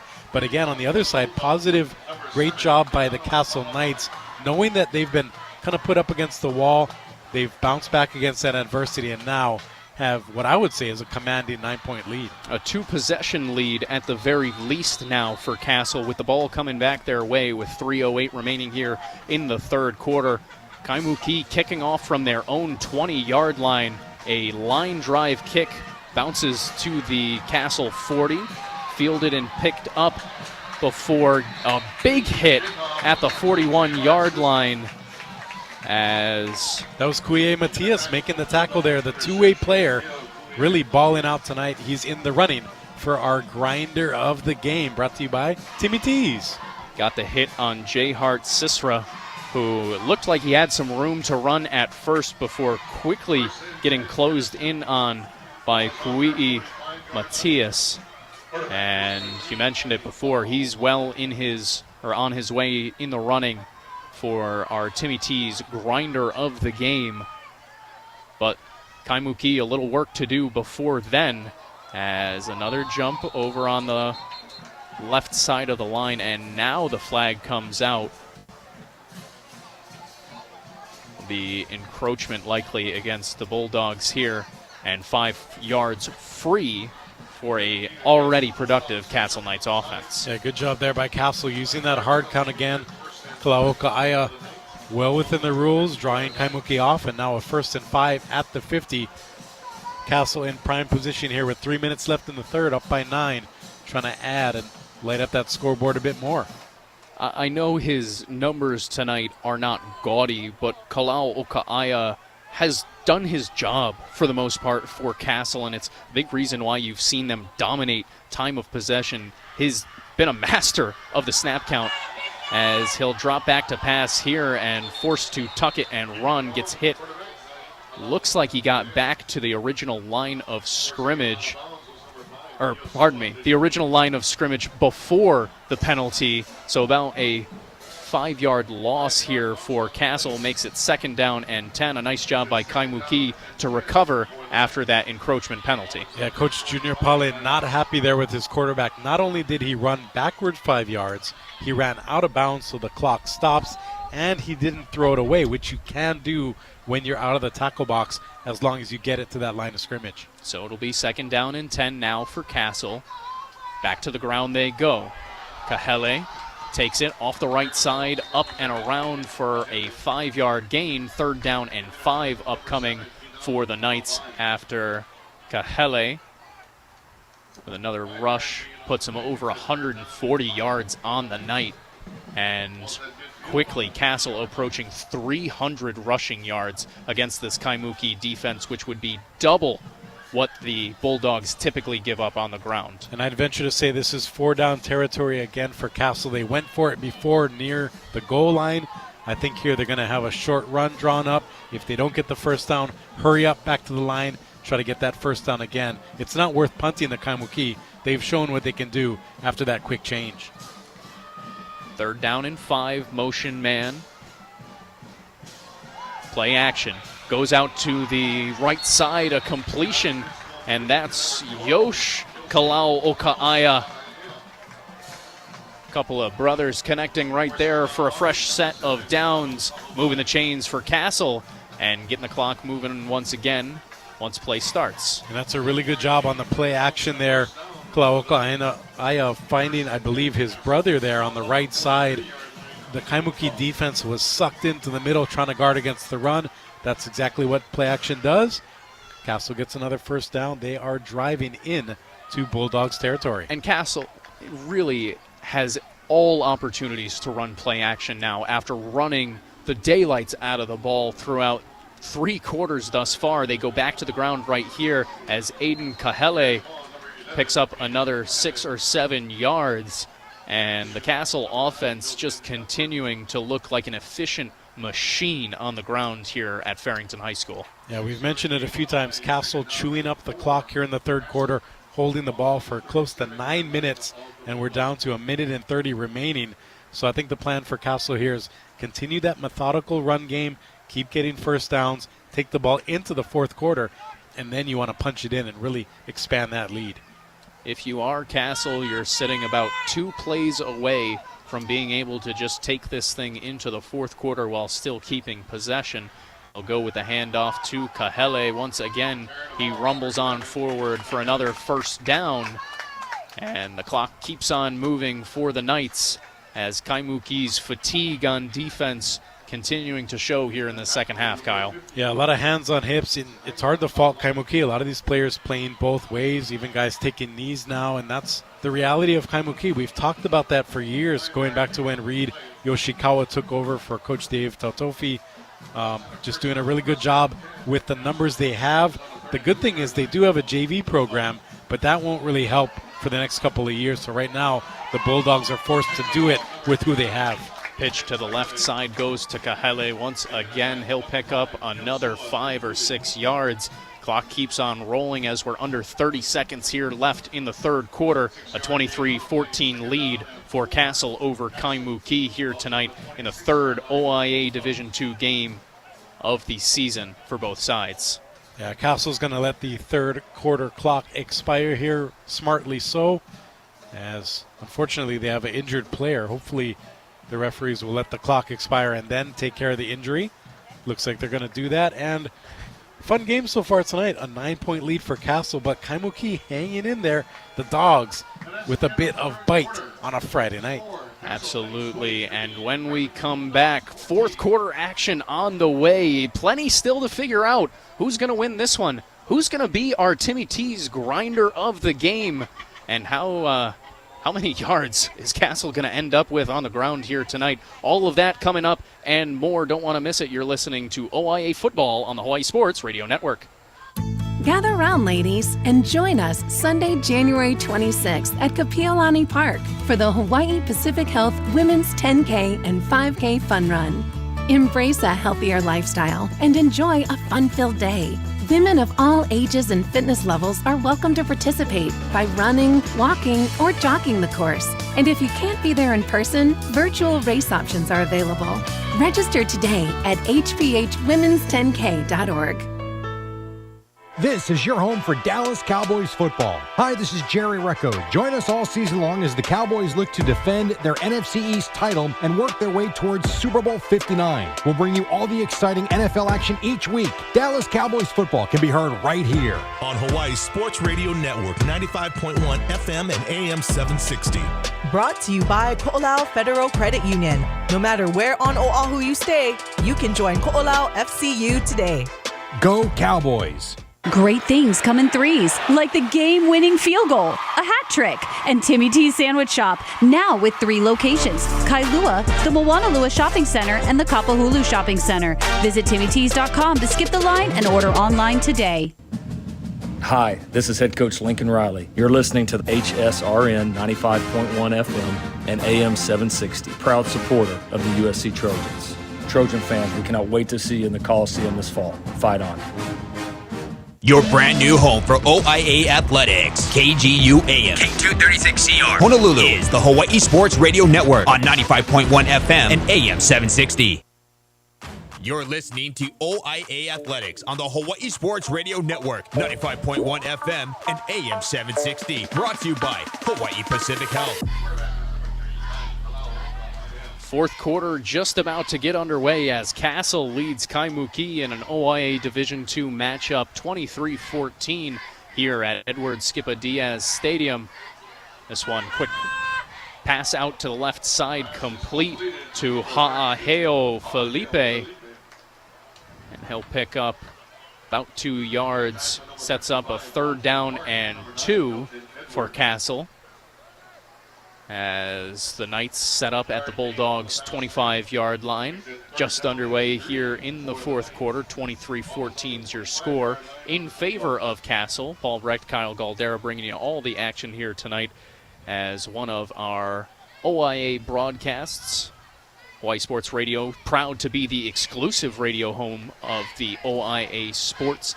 Visit hawaiisportsradio.com and click on the OIA Sports tab for broadcast updates, games on demand, photos, and more. To the air goes Castle, and that one broken up by Ezekiel Kui'i Matias, who almost came up with an interception right there, just got half a second too late, as it'll set up 4th down and 2. And that type of play call, Kyle, is exactly what we have been kind of alluding to all night. That is the sign of a team who knows they're going for it on 4th and short. Not only that, but my question is, obviously if you're Castle, you're trying to figure out how to get your pass game going, but why do it there? You got a 3rd and about 3. Why not keep it on the ground and then maybe pass it on 1st down? Now in the backfield is Riley Burton for Castle. Rolling out to the right is Kalau Okan-Ea. Threw a fastball there. Like you said, threw a fastball that just couldn't be hauled in, and that'll be a turnover on downs by Castle. Keeps it a 9-point game by Kaimuki, and for the Bulldogs, it might seem like a little thing, but that is a massive stop in terms of wanting to come back in this one, especially considering how quickly we've seen Kaimuki's been able to score throughout tonight.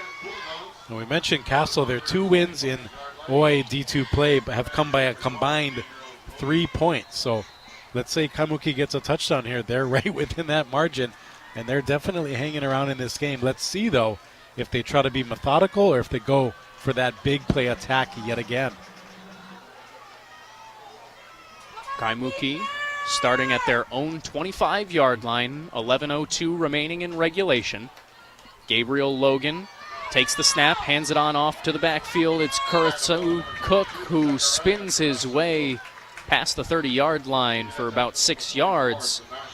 It'll be 2nd down and 4 for Kaimuki as Kuratsu Cook, nice job there with some fancy footwork to pick up 6 yards on the play. Yeah, the senior showing why he's averaging more than 5 yards a carry.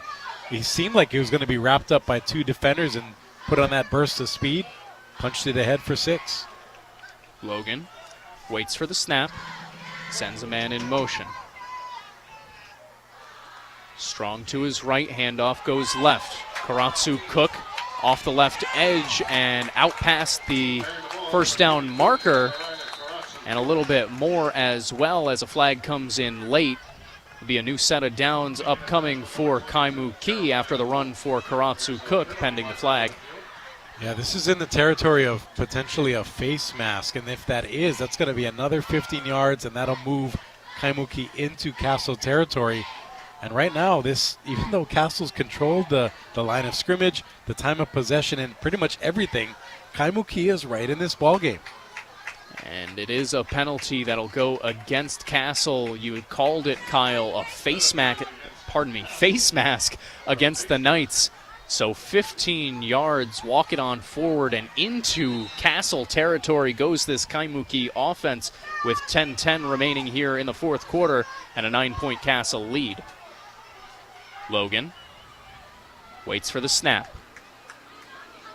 Now takes it, handoff, Kuratsu Cook off the left edge, cut off a couple of defenders and out past the first down yard line, or marker, as Kuratsu Cook starting to come alive on the ground for Kaimuki.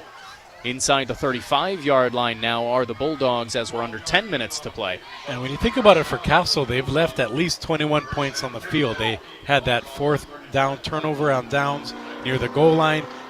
Last series, they have that 4th down non-conversion, and then they had the interception back in the 1st quarter. So right there, that's almost a mercy rule type ball game, and here we are, Kaimuki trying to make it a 1-score game. Kaimuki still well within striking distance in this one with just over 9 minutes remaining. Kuratsu Cook takes the handoff up the middle, bounces off a couple of defenders, and once again Kuratsu Cook picks up good chunk yardage, about a gain of 7 there. Sets up 2nd down and 3 for the Bulldogs as we tick under 9 minutes to play here. Something else to keep an eye on here, Kyle. Kaimuki has not scored more than 14 points so far this season. Had 14 in their season opener against Wailua, only 6 points last week. And today, you have to be encouraged by some of the signs you're seeing on offense, especially on this drive that is a little bit more prolonged than your first 2 scoring drives. Yeah, that's a great point. And for Kaimuki, I like it because they're in a hurry, but they're not rushing. They're playing their game. They're actually putting Castle on their heels. And let's see what they can do here on 2nd and short. Play action. Logan goes to the air, tosses it on up, and it's caught. And into the end zone once again. A touchdown for Kaimuki. Play action working to perfection as Logan finds number 6, Ezekiel Kuei Matias, once again.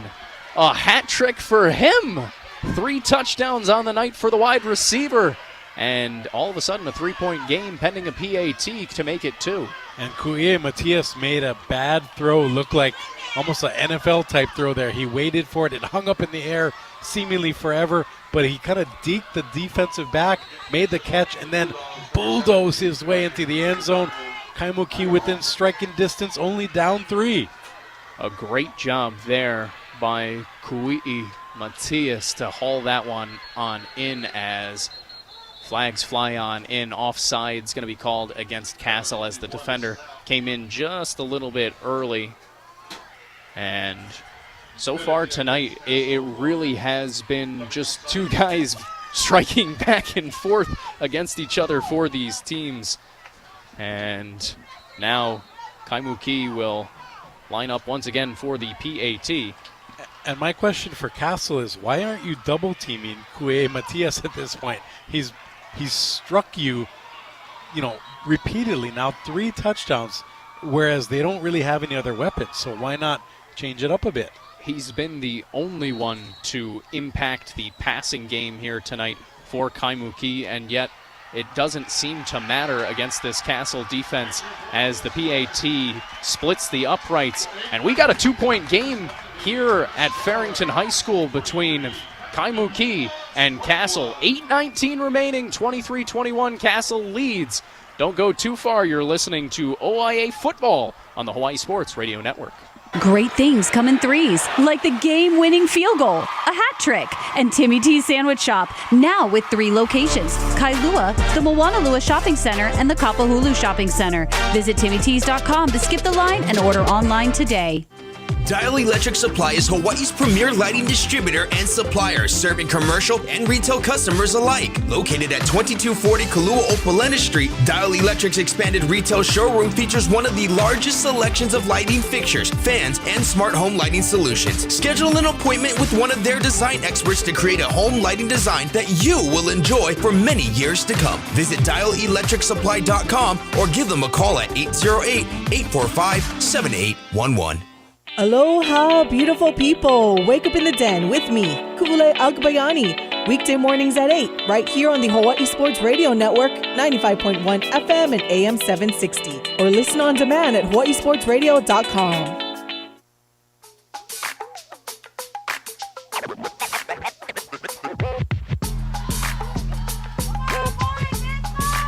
It's a close one here at Edward Skippa Diaz Stadium. And Kaimuki gonna try an onside kick, but flag comes out immediately as it looks like a Bulldog left a little bit early there trying to recover the onside kick. But you like the aggressiveness from Kaimuki after another quick touchdown and a nice fast drive to give you some time, knowing that Castle wants to eat up a ton of clock. You try and fool them quickly with a onside kick. Unfortunately, offside's called, and they'll have to do it again, backing on them up. Yeah, the only thing I don't like about that is there's still 9 minutes to go. Make it 8 minutes and 19 seconds. So Kaimuki does have some time. If they can kick it deep, maybe pin Castle, maybe get a 3 and out, they'll have some time to get going on offense. But I do like the positive momentum that they're trying to build here. And like we've both said, why not? They got really nothing to lose as they try to pull the upset tonight. And a rocket of a kick gets all the way through the return team for Castle and to the 4-yard line before finally gets picked up by number 26, Kikoa Sohita. And Sohita ends up making a little something out of nothing right there. Gets it just out before the 30-yard line for the Knights. They'll start at their own 28 here with a 2-point lead and 8:10 remaining. And that's another sign of Kaimuki's youth. That ball was bouncing around in fair game. That's where the kicking team can pick it up and take possession, but they didn't really attack the ball. That's how Castle was able to get the good run back there, but the momentum has totally shifted back Kaimuki's way. We'll see if their defense can make one more big stand right here. You think about how quickly that interception by Lukella Hicks changed things back in the second quarter for Kaimuki as handoff goes up the middle to Kahele, and he'll be wrapped up by a trio of Kaimuki defenders after picking up a couple of yards. Makes it 2nd down and 8. And for Kaimuki, ever since that interception by Hicks, it seems like it's been a completely different team. The energy on offense better, the energy on defense still there despite being very clearly fatigued from being on the field so long. It's been an impressive showing one way or another for a Bulldogs team still looking for their first win. Yeah, definitely a lot of character building here for Kaimuki, and even if they don't go on to win this game, they can implement this game plan going on for the rest of this season. Kahele bounces off a couple of tacklers and works his way out to the first down marker. He'll move the chains as he takes it to the 41-yard line of Castle for first down. And on that note, for Castle, even though they've struggled a bit here, they can also use this game plan, knowing that they're playing with a couple of running backs who are normally 2 and 3 on the depth chart, now playing 1 and 2. And if Castle can get the win, move to 3 and 0, you basically rinse, repeat, copy, paste, whatever you want to say. Castle has that winning formula dialed up here in 2024. Do want to make note that Aiden Kahele over 160 yards rushing now for Castle. Looking to add on to that total here as he takes the toss over to the right side and gets popped after picking up about 4 yards. Good hit there by Kanoa Nahinu of Kaimuki. Sets up second down and 6 for Castle now as the Knights out at their own 45-yard line. Just over 6 minutes left to play here and a 2-point lead for Castle. Yeah, the name of the game for Castle here is maintain possession, so no turnovers, move the ball, positive yardage, and keep the clock running. If they can do those 3 things, they could actually take this clock maybe down into the 1-minute range, potentially grind it out. Timmy T's grinder, the game coming up after the game, by the way, if they can exhaust Kaimuki's timeouts as well. Man goes in motion once again. Handoff goes to Kalahiki. Go here and go here. Carrying a couple of Bulldogs defenders, still working, and gets to the 25-yard line of Kaimuki. A couple of flags fly in around the 40-yard line, but a great job by Kalahiki Go here to keep his legs churning despite multiple Bulldogs defenders climbing on his back. Yeah, we'll see what these penalty flags are, but even if Castle does get moved back here, that is really Castle showing their dominance in the run game and really showing signs of what can come here in the fourth quarter. 5:40 left to play, and it's going to be, I believe, a sideline warning on Castle, which normally wouldn't be any yardage. Oh, you know what it is? It's aiding the runner. So basically it's the same signal as sideline warning, but that's why the ball carrier, Kalahiki Go here, didn't go down. It's because basically you can push the pile, but you can't pull or push the runner directly, and that's what Castle did there, and that's why they got the penalty. However, they do pick up a first down. I was going to say the penalty does come through after the play, so new set of downs, chains move, but penalty does back them on up. So instead of at the 25-yard line, it'll be the 46-yard line of Kaimuki that Castle starts this first down at. That's actually better for Castle, though, because they keep the clock moving and they have more first downs to get, potentially lengthening this game, but actually making it shorter, if that makes sense. Burton man in motion. Handoff goes to Kahele. Kahele picks up another 3 yards, keeps the clock on moving. And Kyle, you're spot on with that one, where for Castle, the entire game has looked like this. You've practiced this the entire game, and now you're getting even help from Kaimuki to waste and drain even more time off the clock, where you've already shown you can put together 7, 8, 9-minute scoring drives with only 8-10 left when they took over on this drive. There's not much time left for Kaimuki to play with. Yeah, we come up to the 4:30 mark left in this game. If Castle runs it down with that 40-second play clock, we're looking at maybe 10 to 15 plays left for them, including Kaimuki's timeouts, before they can basically exhaust this game. Bulldogs do still have all 3 timeouts remaining. Toss goes to the left to Kahele. Gets wrapped up after picking up a pair of yards. It'll set up third down and about 5 yards to go. Yeah, Castle was very lucky there. They weren't flagged for an illegal motion by the receiver.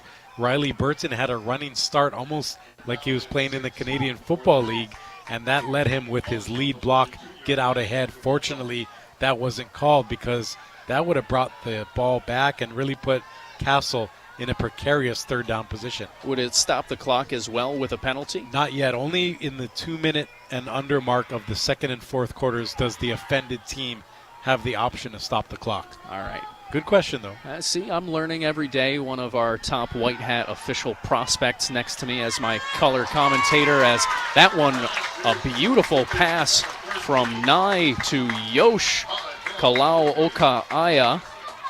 Or, pardon me, was that... That was Ha'aheo Felipe. You are correct. It was across the middle. Ha'aheo Felipe. Number 12 and 13 getting mixed up in my head. I apologize. But Felipe hauling in the catch sets the clock moving once again, and a new set of downs for Castle. Yeah, and Castle is one drive away from forcing Kaimuki to take its timeouts and basically 2 first downs away from cementing this victory. So let's see what they can do here down at the 24-yard line of Kaimuki. And I'll ask you, if you are Kaimuki, do you consider allowing a score by Castle here just so you could perhaps get the ball back? As the run to the left side is going here, I would say no, only because I wouldn't do it on purpose, but I would sell out trying to stop the run. And if it results in a score, oh well. But I'm not just going to open the floodgates and let them score like we see in the NFL, because they can really strike with that Hail Mary attack at that level. And that's the only reason I bring it up, is because of how quick we've seen Kaimuki able to strike here on offense tonight. The 3 touchdowns that they've had, all coming on long completions, fast completions as well. Even the extended drive for Kaimuki here in the fourth quarter only ended up being around 5 or 6 plays in total. So if you are the Bulldogs, have to keep in mind just over 2 minutes remaining here in regulation, and Castle driving once again. And the ball is loose, fallen on quickly by Aiden Kahele. And that is the only thing that Castle can't afford to do right now, is turn over the ball, as Kaimuki going to take their first timeout. We'll step aside as well with a 2-point lead in favor of Castle. Can the Knights close it on out with 1:53 left to go? Or can Kaimuki come up with some Aloha Friday magic? Stick around to find out. You're listening to OIA Football on the Hawaii Sports Radio Network. Great things come in threes, like the game-winning field goal, a hat trick, and Timmy T's Sandwich Shop, now with 3 locations: Kailua, the Moanalua Shopping Center, and the Kapahulu Shopping Center. Visit TimmyT's.com to skip the line and order online today. Hawaii Sports Radio Network is proud to be the official radio broadcast partner of the Oahu Interscholastic Association. Listen live to OIA Sports throughout the year on HSRN 95.1 FM and AM 760. Visit hawaiisportsradio.com and click on the OIA Sports tab for our current play-by-play schedule, photo galleries, or to listen to previous broadcasts. Mahalo to Timmy T's Sandwich Shop, Hawaii Pacific Health, and Dial Electric Supply for their support of OIA Sports, exclusively on the Hawaii Sports Radio Network. Hawaii Pacific Health proudly presents Hawaii Pacific University Sports on the Hawaii Sports Radio Network. Listen live to HPU men's and women's basketball, baseball, and softball on HSRN 95.1 FM, AM 760, or at hawaiisportsradio.com. OIA Athletics on the Hawaii Sports Radio Network, 95.1 FM and AM 760. Massive third down coming up here. 3rd down and 4 for Castle at the 18-yard line, and a big hit in the backfield. Stuffed. Guess who? Number 5, Iosua Leituli, the standout senior for this defense, the linebacker for this Kaimuki team, comes up with a tackle in the backfield and makes it 4th down and 6 after taking down Aiden Kahele. During that timeout, Paul, you and I were talking about that's exactly what Kaimuki needed to do. Get a stop, maybe even a loss of yardage, get a quick timeout, and with 1:48 left to go, Castle is actually on the defensive here. What are they going to do? Are they going to try to run it? Are they going to try to pass it? Regardless, if Kaimuki makes a stop, they're only down 2 points, so they have a shot left in this game, and what an upset that would be for the Bulldogs here on D2 here on a Friday night. 23-21, 1:48 remaining. Kaimuki takes their second timeout to stop the clock here, and as you mentioned, a massive 4th down and 6 coming up for the Bulldogs defense. And at the end of the day, if you are Kaimuki, you have to be pleased that you're here, that you've given yourself a chance to maybe come back and win this game against a really quality Castle Knights squad in the OIA D2 ranks. And right here, an opportunity to step up and show this has been development from week 1 to week 3. And now we're going to get a Castle timeout. So they're going to take basically the time that Kaimuki gave them to talk about it and double it up, trying to draw up something here. And I'm going to go out on the limb a bit and say that Castle's going to run one of those toss plays, but this time it's going to be more like an option. They're going to toss it out with the running back either having the option of hitting the edge, trying to get that corner for the first down, or cutting it back up the middle and giving them a chance that way. With 5 to 6 yards left to go, I don't really trust the passing game of Castle right now, so I think that would be the best option, trying to get that first down here. The passing game, in my opinion, too hot and cold tonight to trust in when the game is in the balance. If you are Castle right here, running, you've picked up 6, 7, 8 yards per carry, it feels like, all night with both backs. And as you mentioned, perhaps you fake the toss, and we've seen the fake toss handoff tonight to Kalahiki go here, and from there it's almost an automatic 20 yards, it's felt like, as the entire Kaimuki defense shifts at the initial toss fake. Do you see that right here for Castle? We'll see. With 1:48 remaining in regulation, Castle leading 23-21. And a big play coming up here, 4th down and 6 yards to go. Hard count. And a little bit of movement from Kaimuki. No flag. Castle wanted that jump. Castle did want the flag. Pressure coming. To the air they go, and caught, but was he in bounds? Oh, he was not. What a play by the defender, pushing him out of bounds.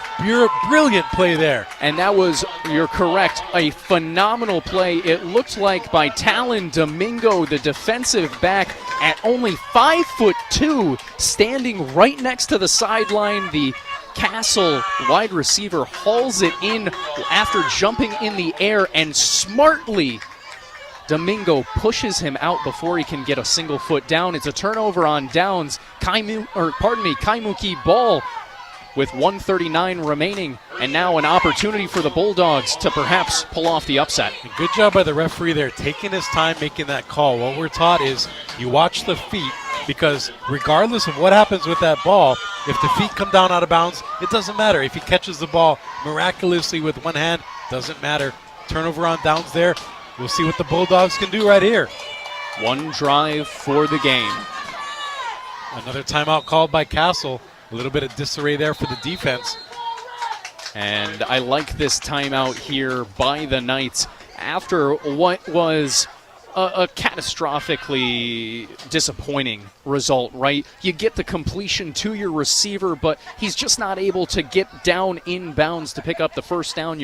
I mean, it feels like you go from believing the game is over to now having to reset and get a stop. If you are this Castle coaching staff, how are you getting your guys just settled and calm for what needs to be one final stop? So I think the most important thing is remind your players you're winning the game. Even though it doesn't feel like it, I think everybody in this Skipadia Stadium is thinking Kaimuki has all the momentum, but they're still down by 2 points. So that's one thing going for you. Second thing is Kaimuki does have the long strike passing play, but as long as you can guard against that, you basically are going to use the field as a 12th defender. If you can keep Kaimuki in the field of play, run that clock, let it work against Kaimuki right here. My third thought, Kaimuki, they haven't been here before. Castle, their last 2 wins, like you mentioned before, by a combined 3 points. They have been. Can they finish it out for the 3rd straight week? To the air, Kaimuki goes. That ball is going to be caught by number 41. And it'll be about a 5-yard gain for Kaimuki. The clock keeps on rolling. 2nd down and 5 at the 30-yard line for the Bulldogs. And you don't have too much time to waste here. Quickly in and out of the huddle they go. That speaks to the youth of Kaimuki not being able to get into that no huddle right away. It's cost him a lot of time. 1 minute to play. Logan drops back, looking over the middle, tipped and almost intercepted off the hands of Kason Hahn, the linebacker for Castle. And Kaimuki lucky to not give the ball away right there. It'll bring up a 3rd down and 5 with 59 seconds to go. Kaimuki staying alive. If they were cats, they'd be on life number 8.5 right now. So many different ways that they've almost been out of the game, yet they're still right in it. 3rd and about 6 to go, about a minute left on the clock. And their kicker, Paul, has been decent, at least on the extra point. So there is a shot of a potential game-winning field goal. They don't need to score a touchdown necessarily. And we'll get another timeout from Castle here ahead of this massive 3rd down and 6 for Kaimuki. If you are the Bulldogs coaching staff, obviously all night there's been one guy that you've gone to in the biggest moments. Is that where you go here, or are you just trying to pick up a 1st down, live for another day, and then kind of set yourself up again to maybe take a little bit more attention off of Kui'e Matias? Well, I would say it depends on how skilled Logan is on hot routes and adjusting, right?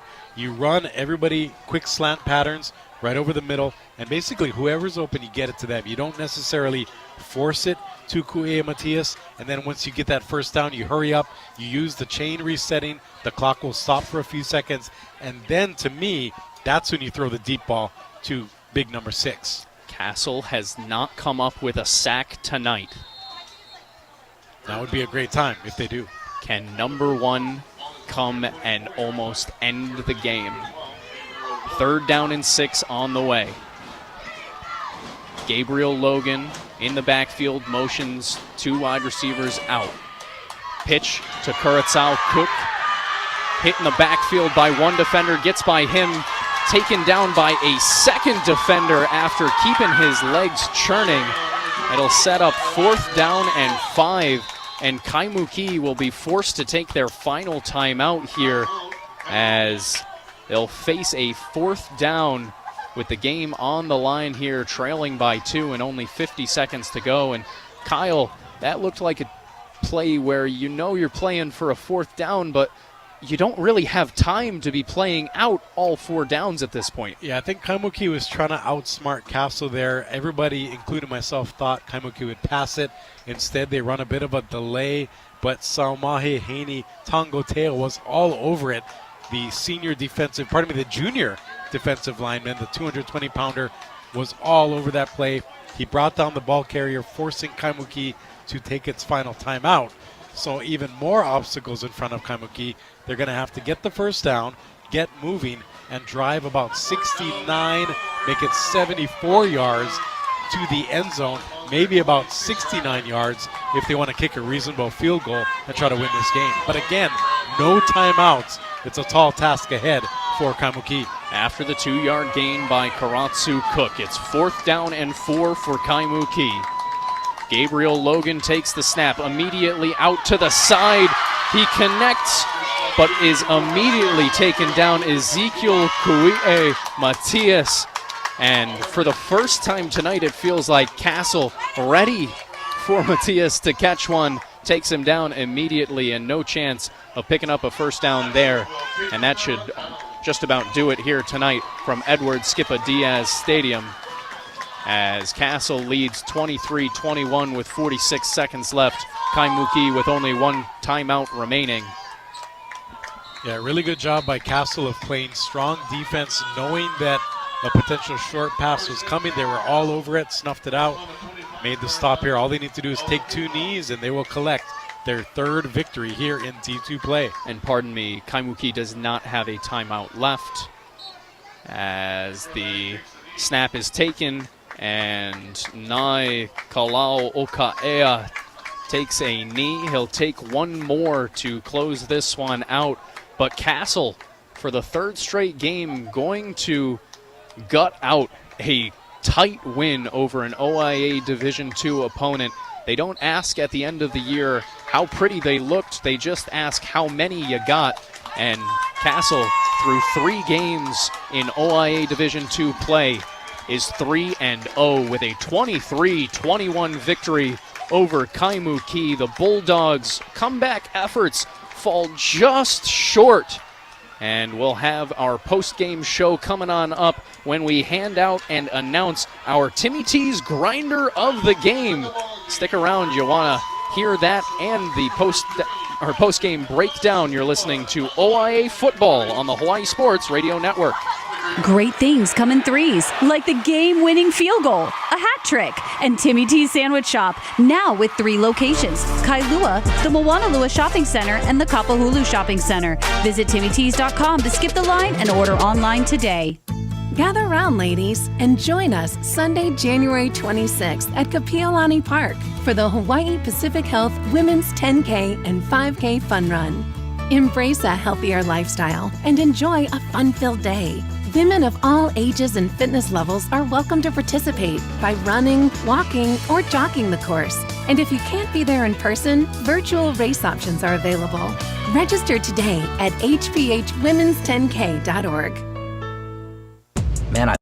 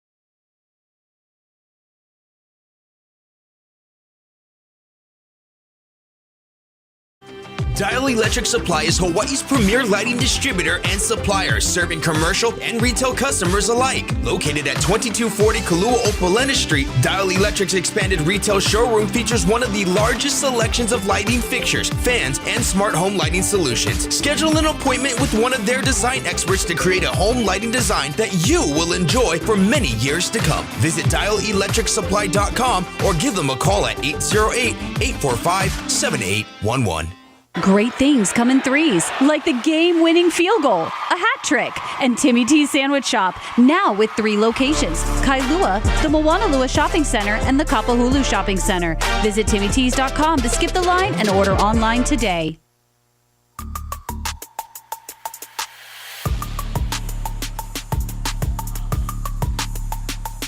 Back here at Edward Skippa Diaz Stadium, where Castle squeaks out a 23-21 win over Kaimuki. The Bulldogs giving a scare to the Knights, but ended up falling short. Paul Brecht, Kyle Galdera bringing you the post-game show for our OIA Game of the Week. And Kyle, a fun one here tonight between these two squads. We talked about it a little bit in the pregame, how you never really know what's going to happen on a Friday night in OIA Division II, and this game was kind of the exact game that we were describing when we were alluding to that. Yeah, Castle easily could have won this game, maybe 50-0, but Kaimuki really showed out. They made some defensive stops. They had an interception early on and really forced Castle to play their best game, and they did down the stretch. And we've seen why Castle has the culture in place. They have a game plan, and they have the talent. Now Kaimuki is building their talent. They're building a culture, and they have the heart. So they're right there, but Castle showed when you have that well-oiled machine, that's how you win close games.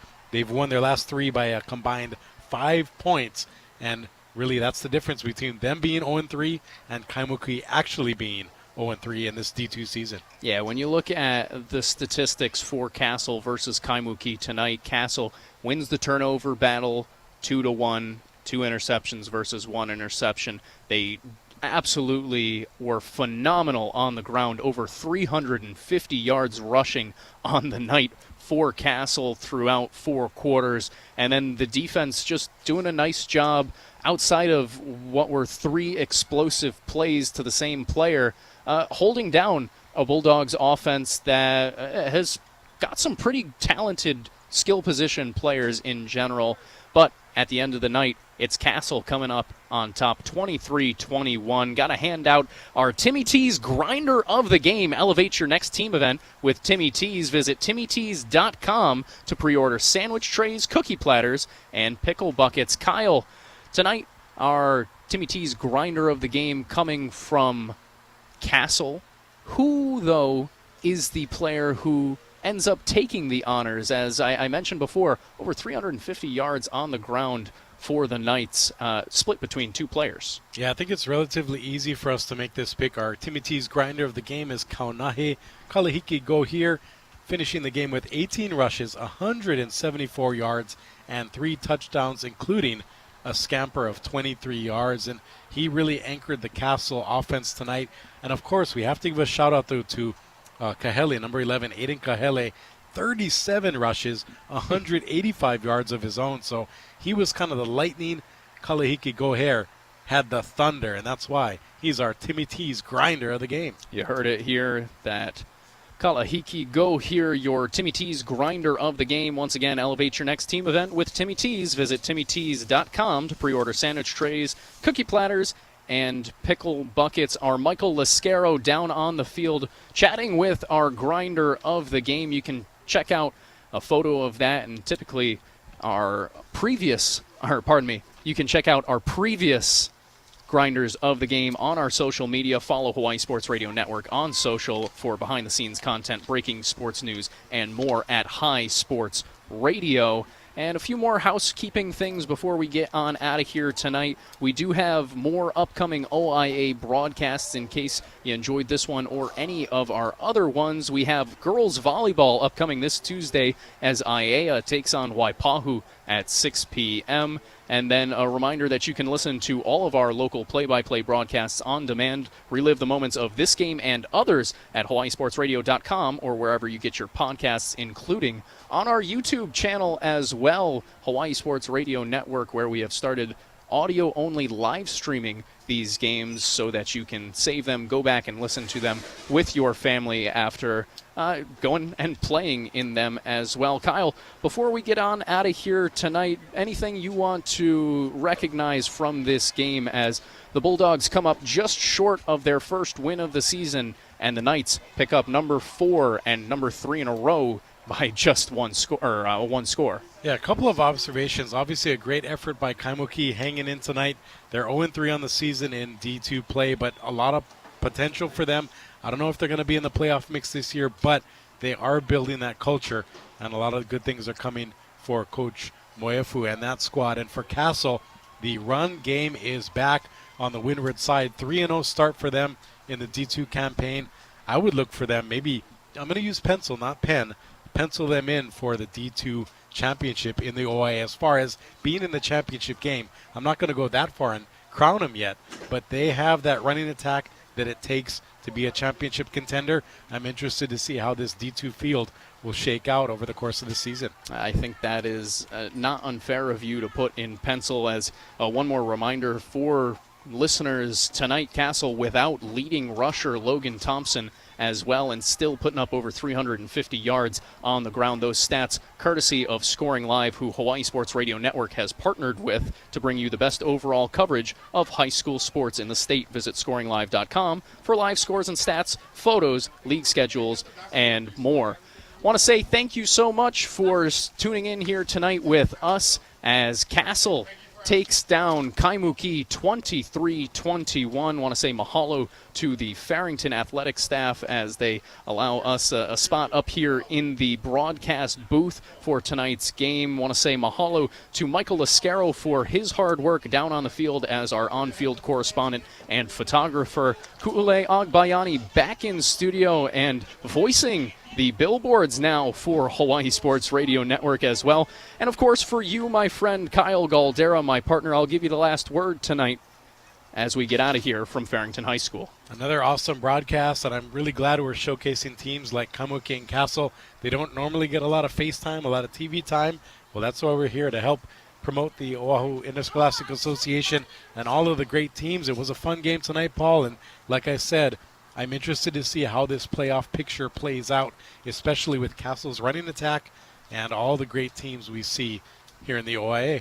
23-21's your final here from Edward Skippa Diaz Stadium as Castle takes down Kaimuki to move to 3-0 in OIA D2 play.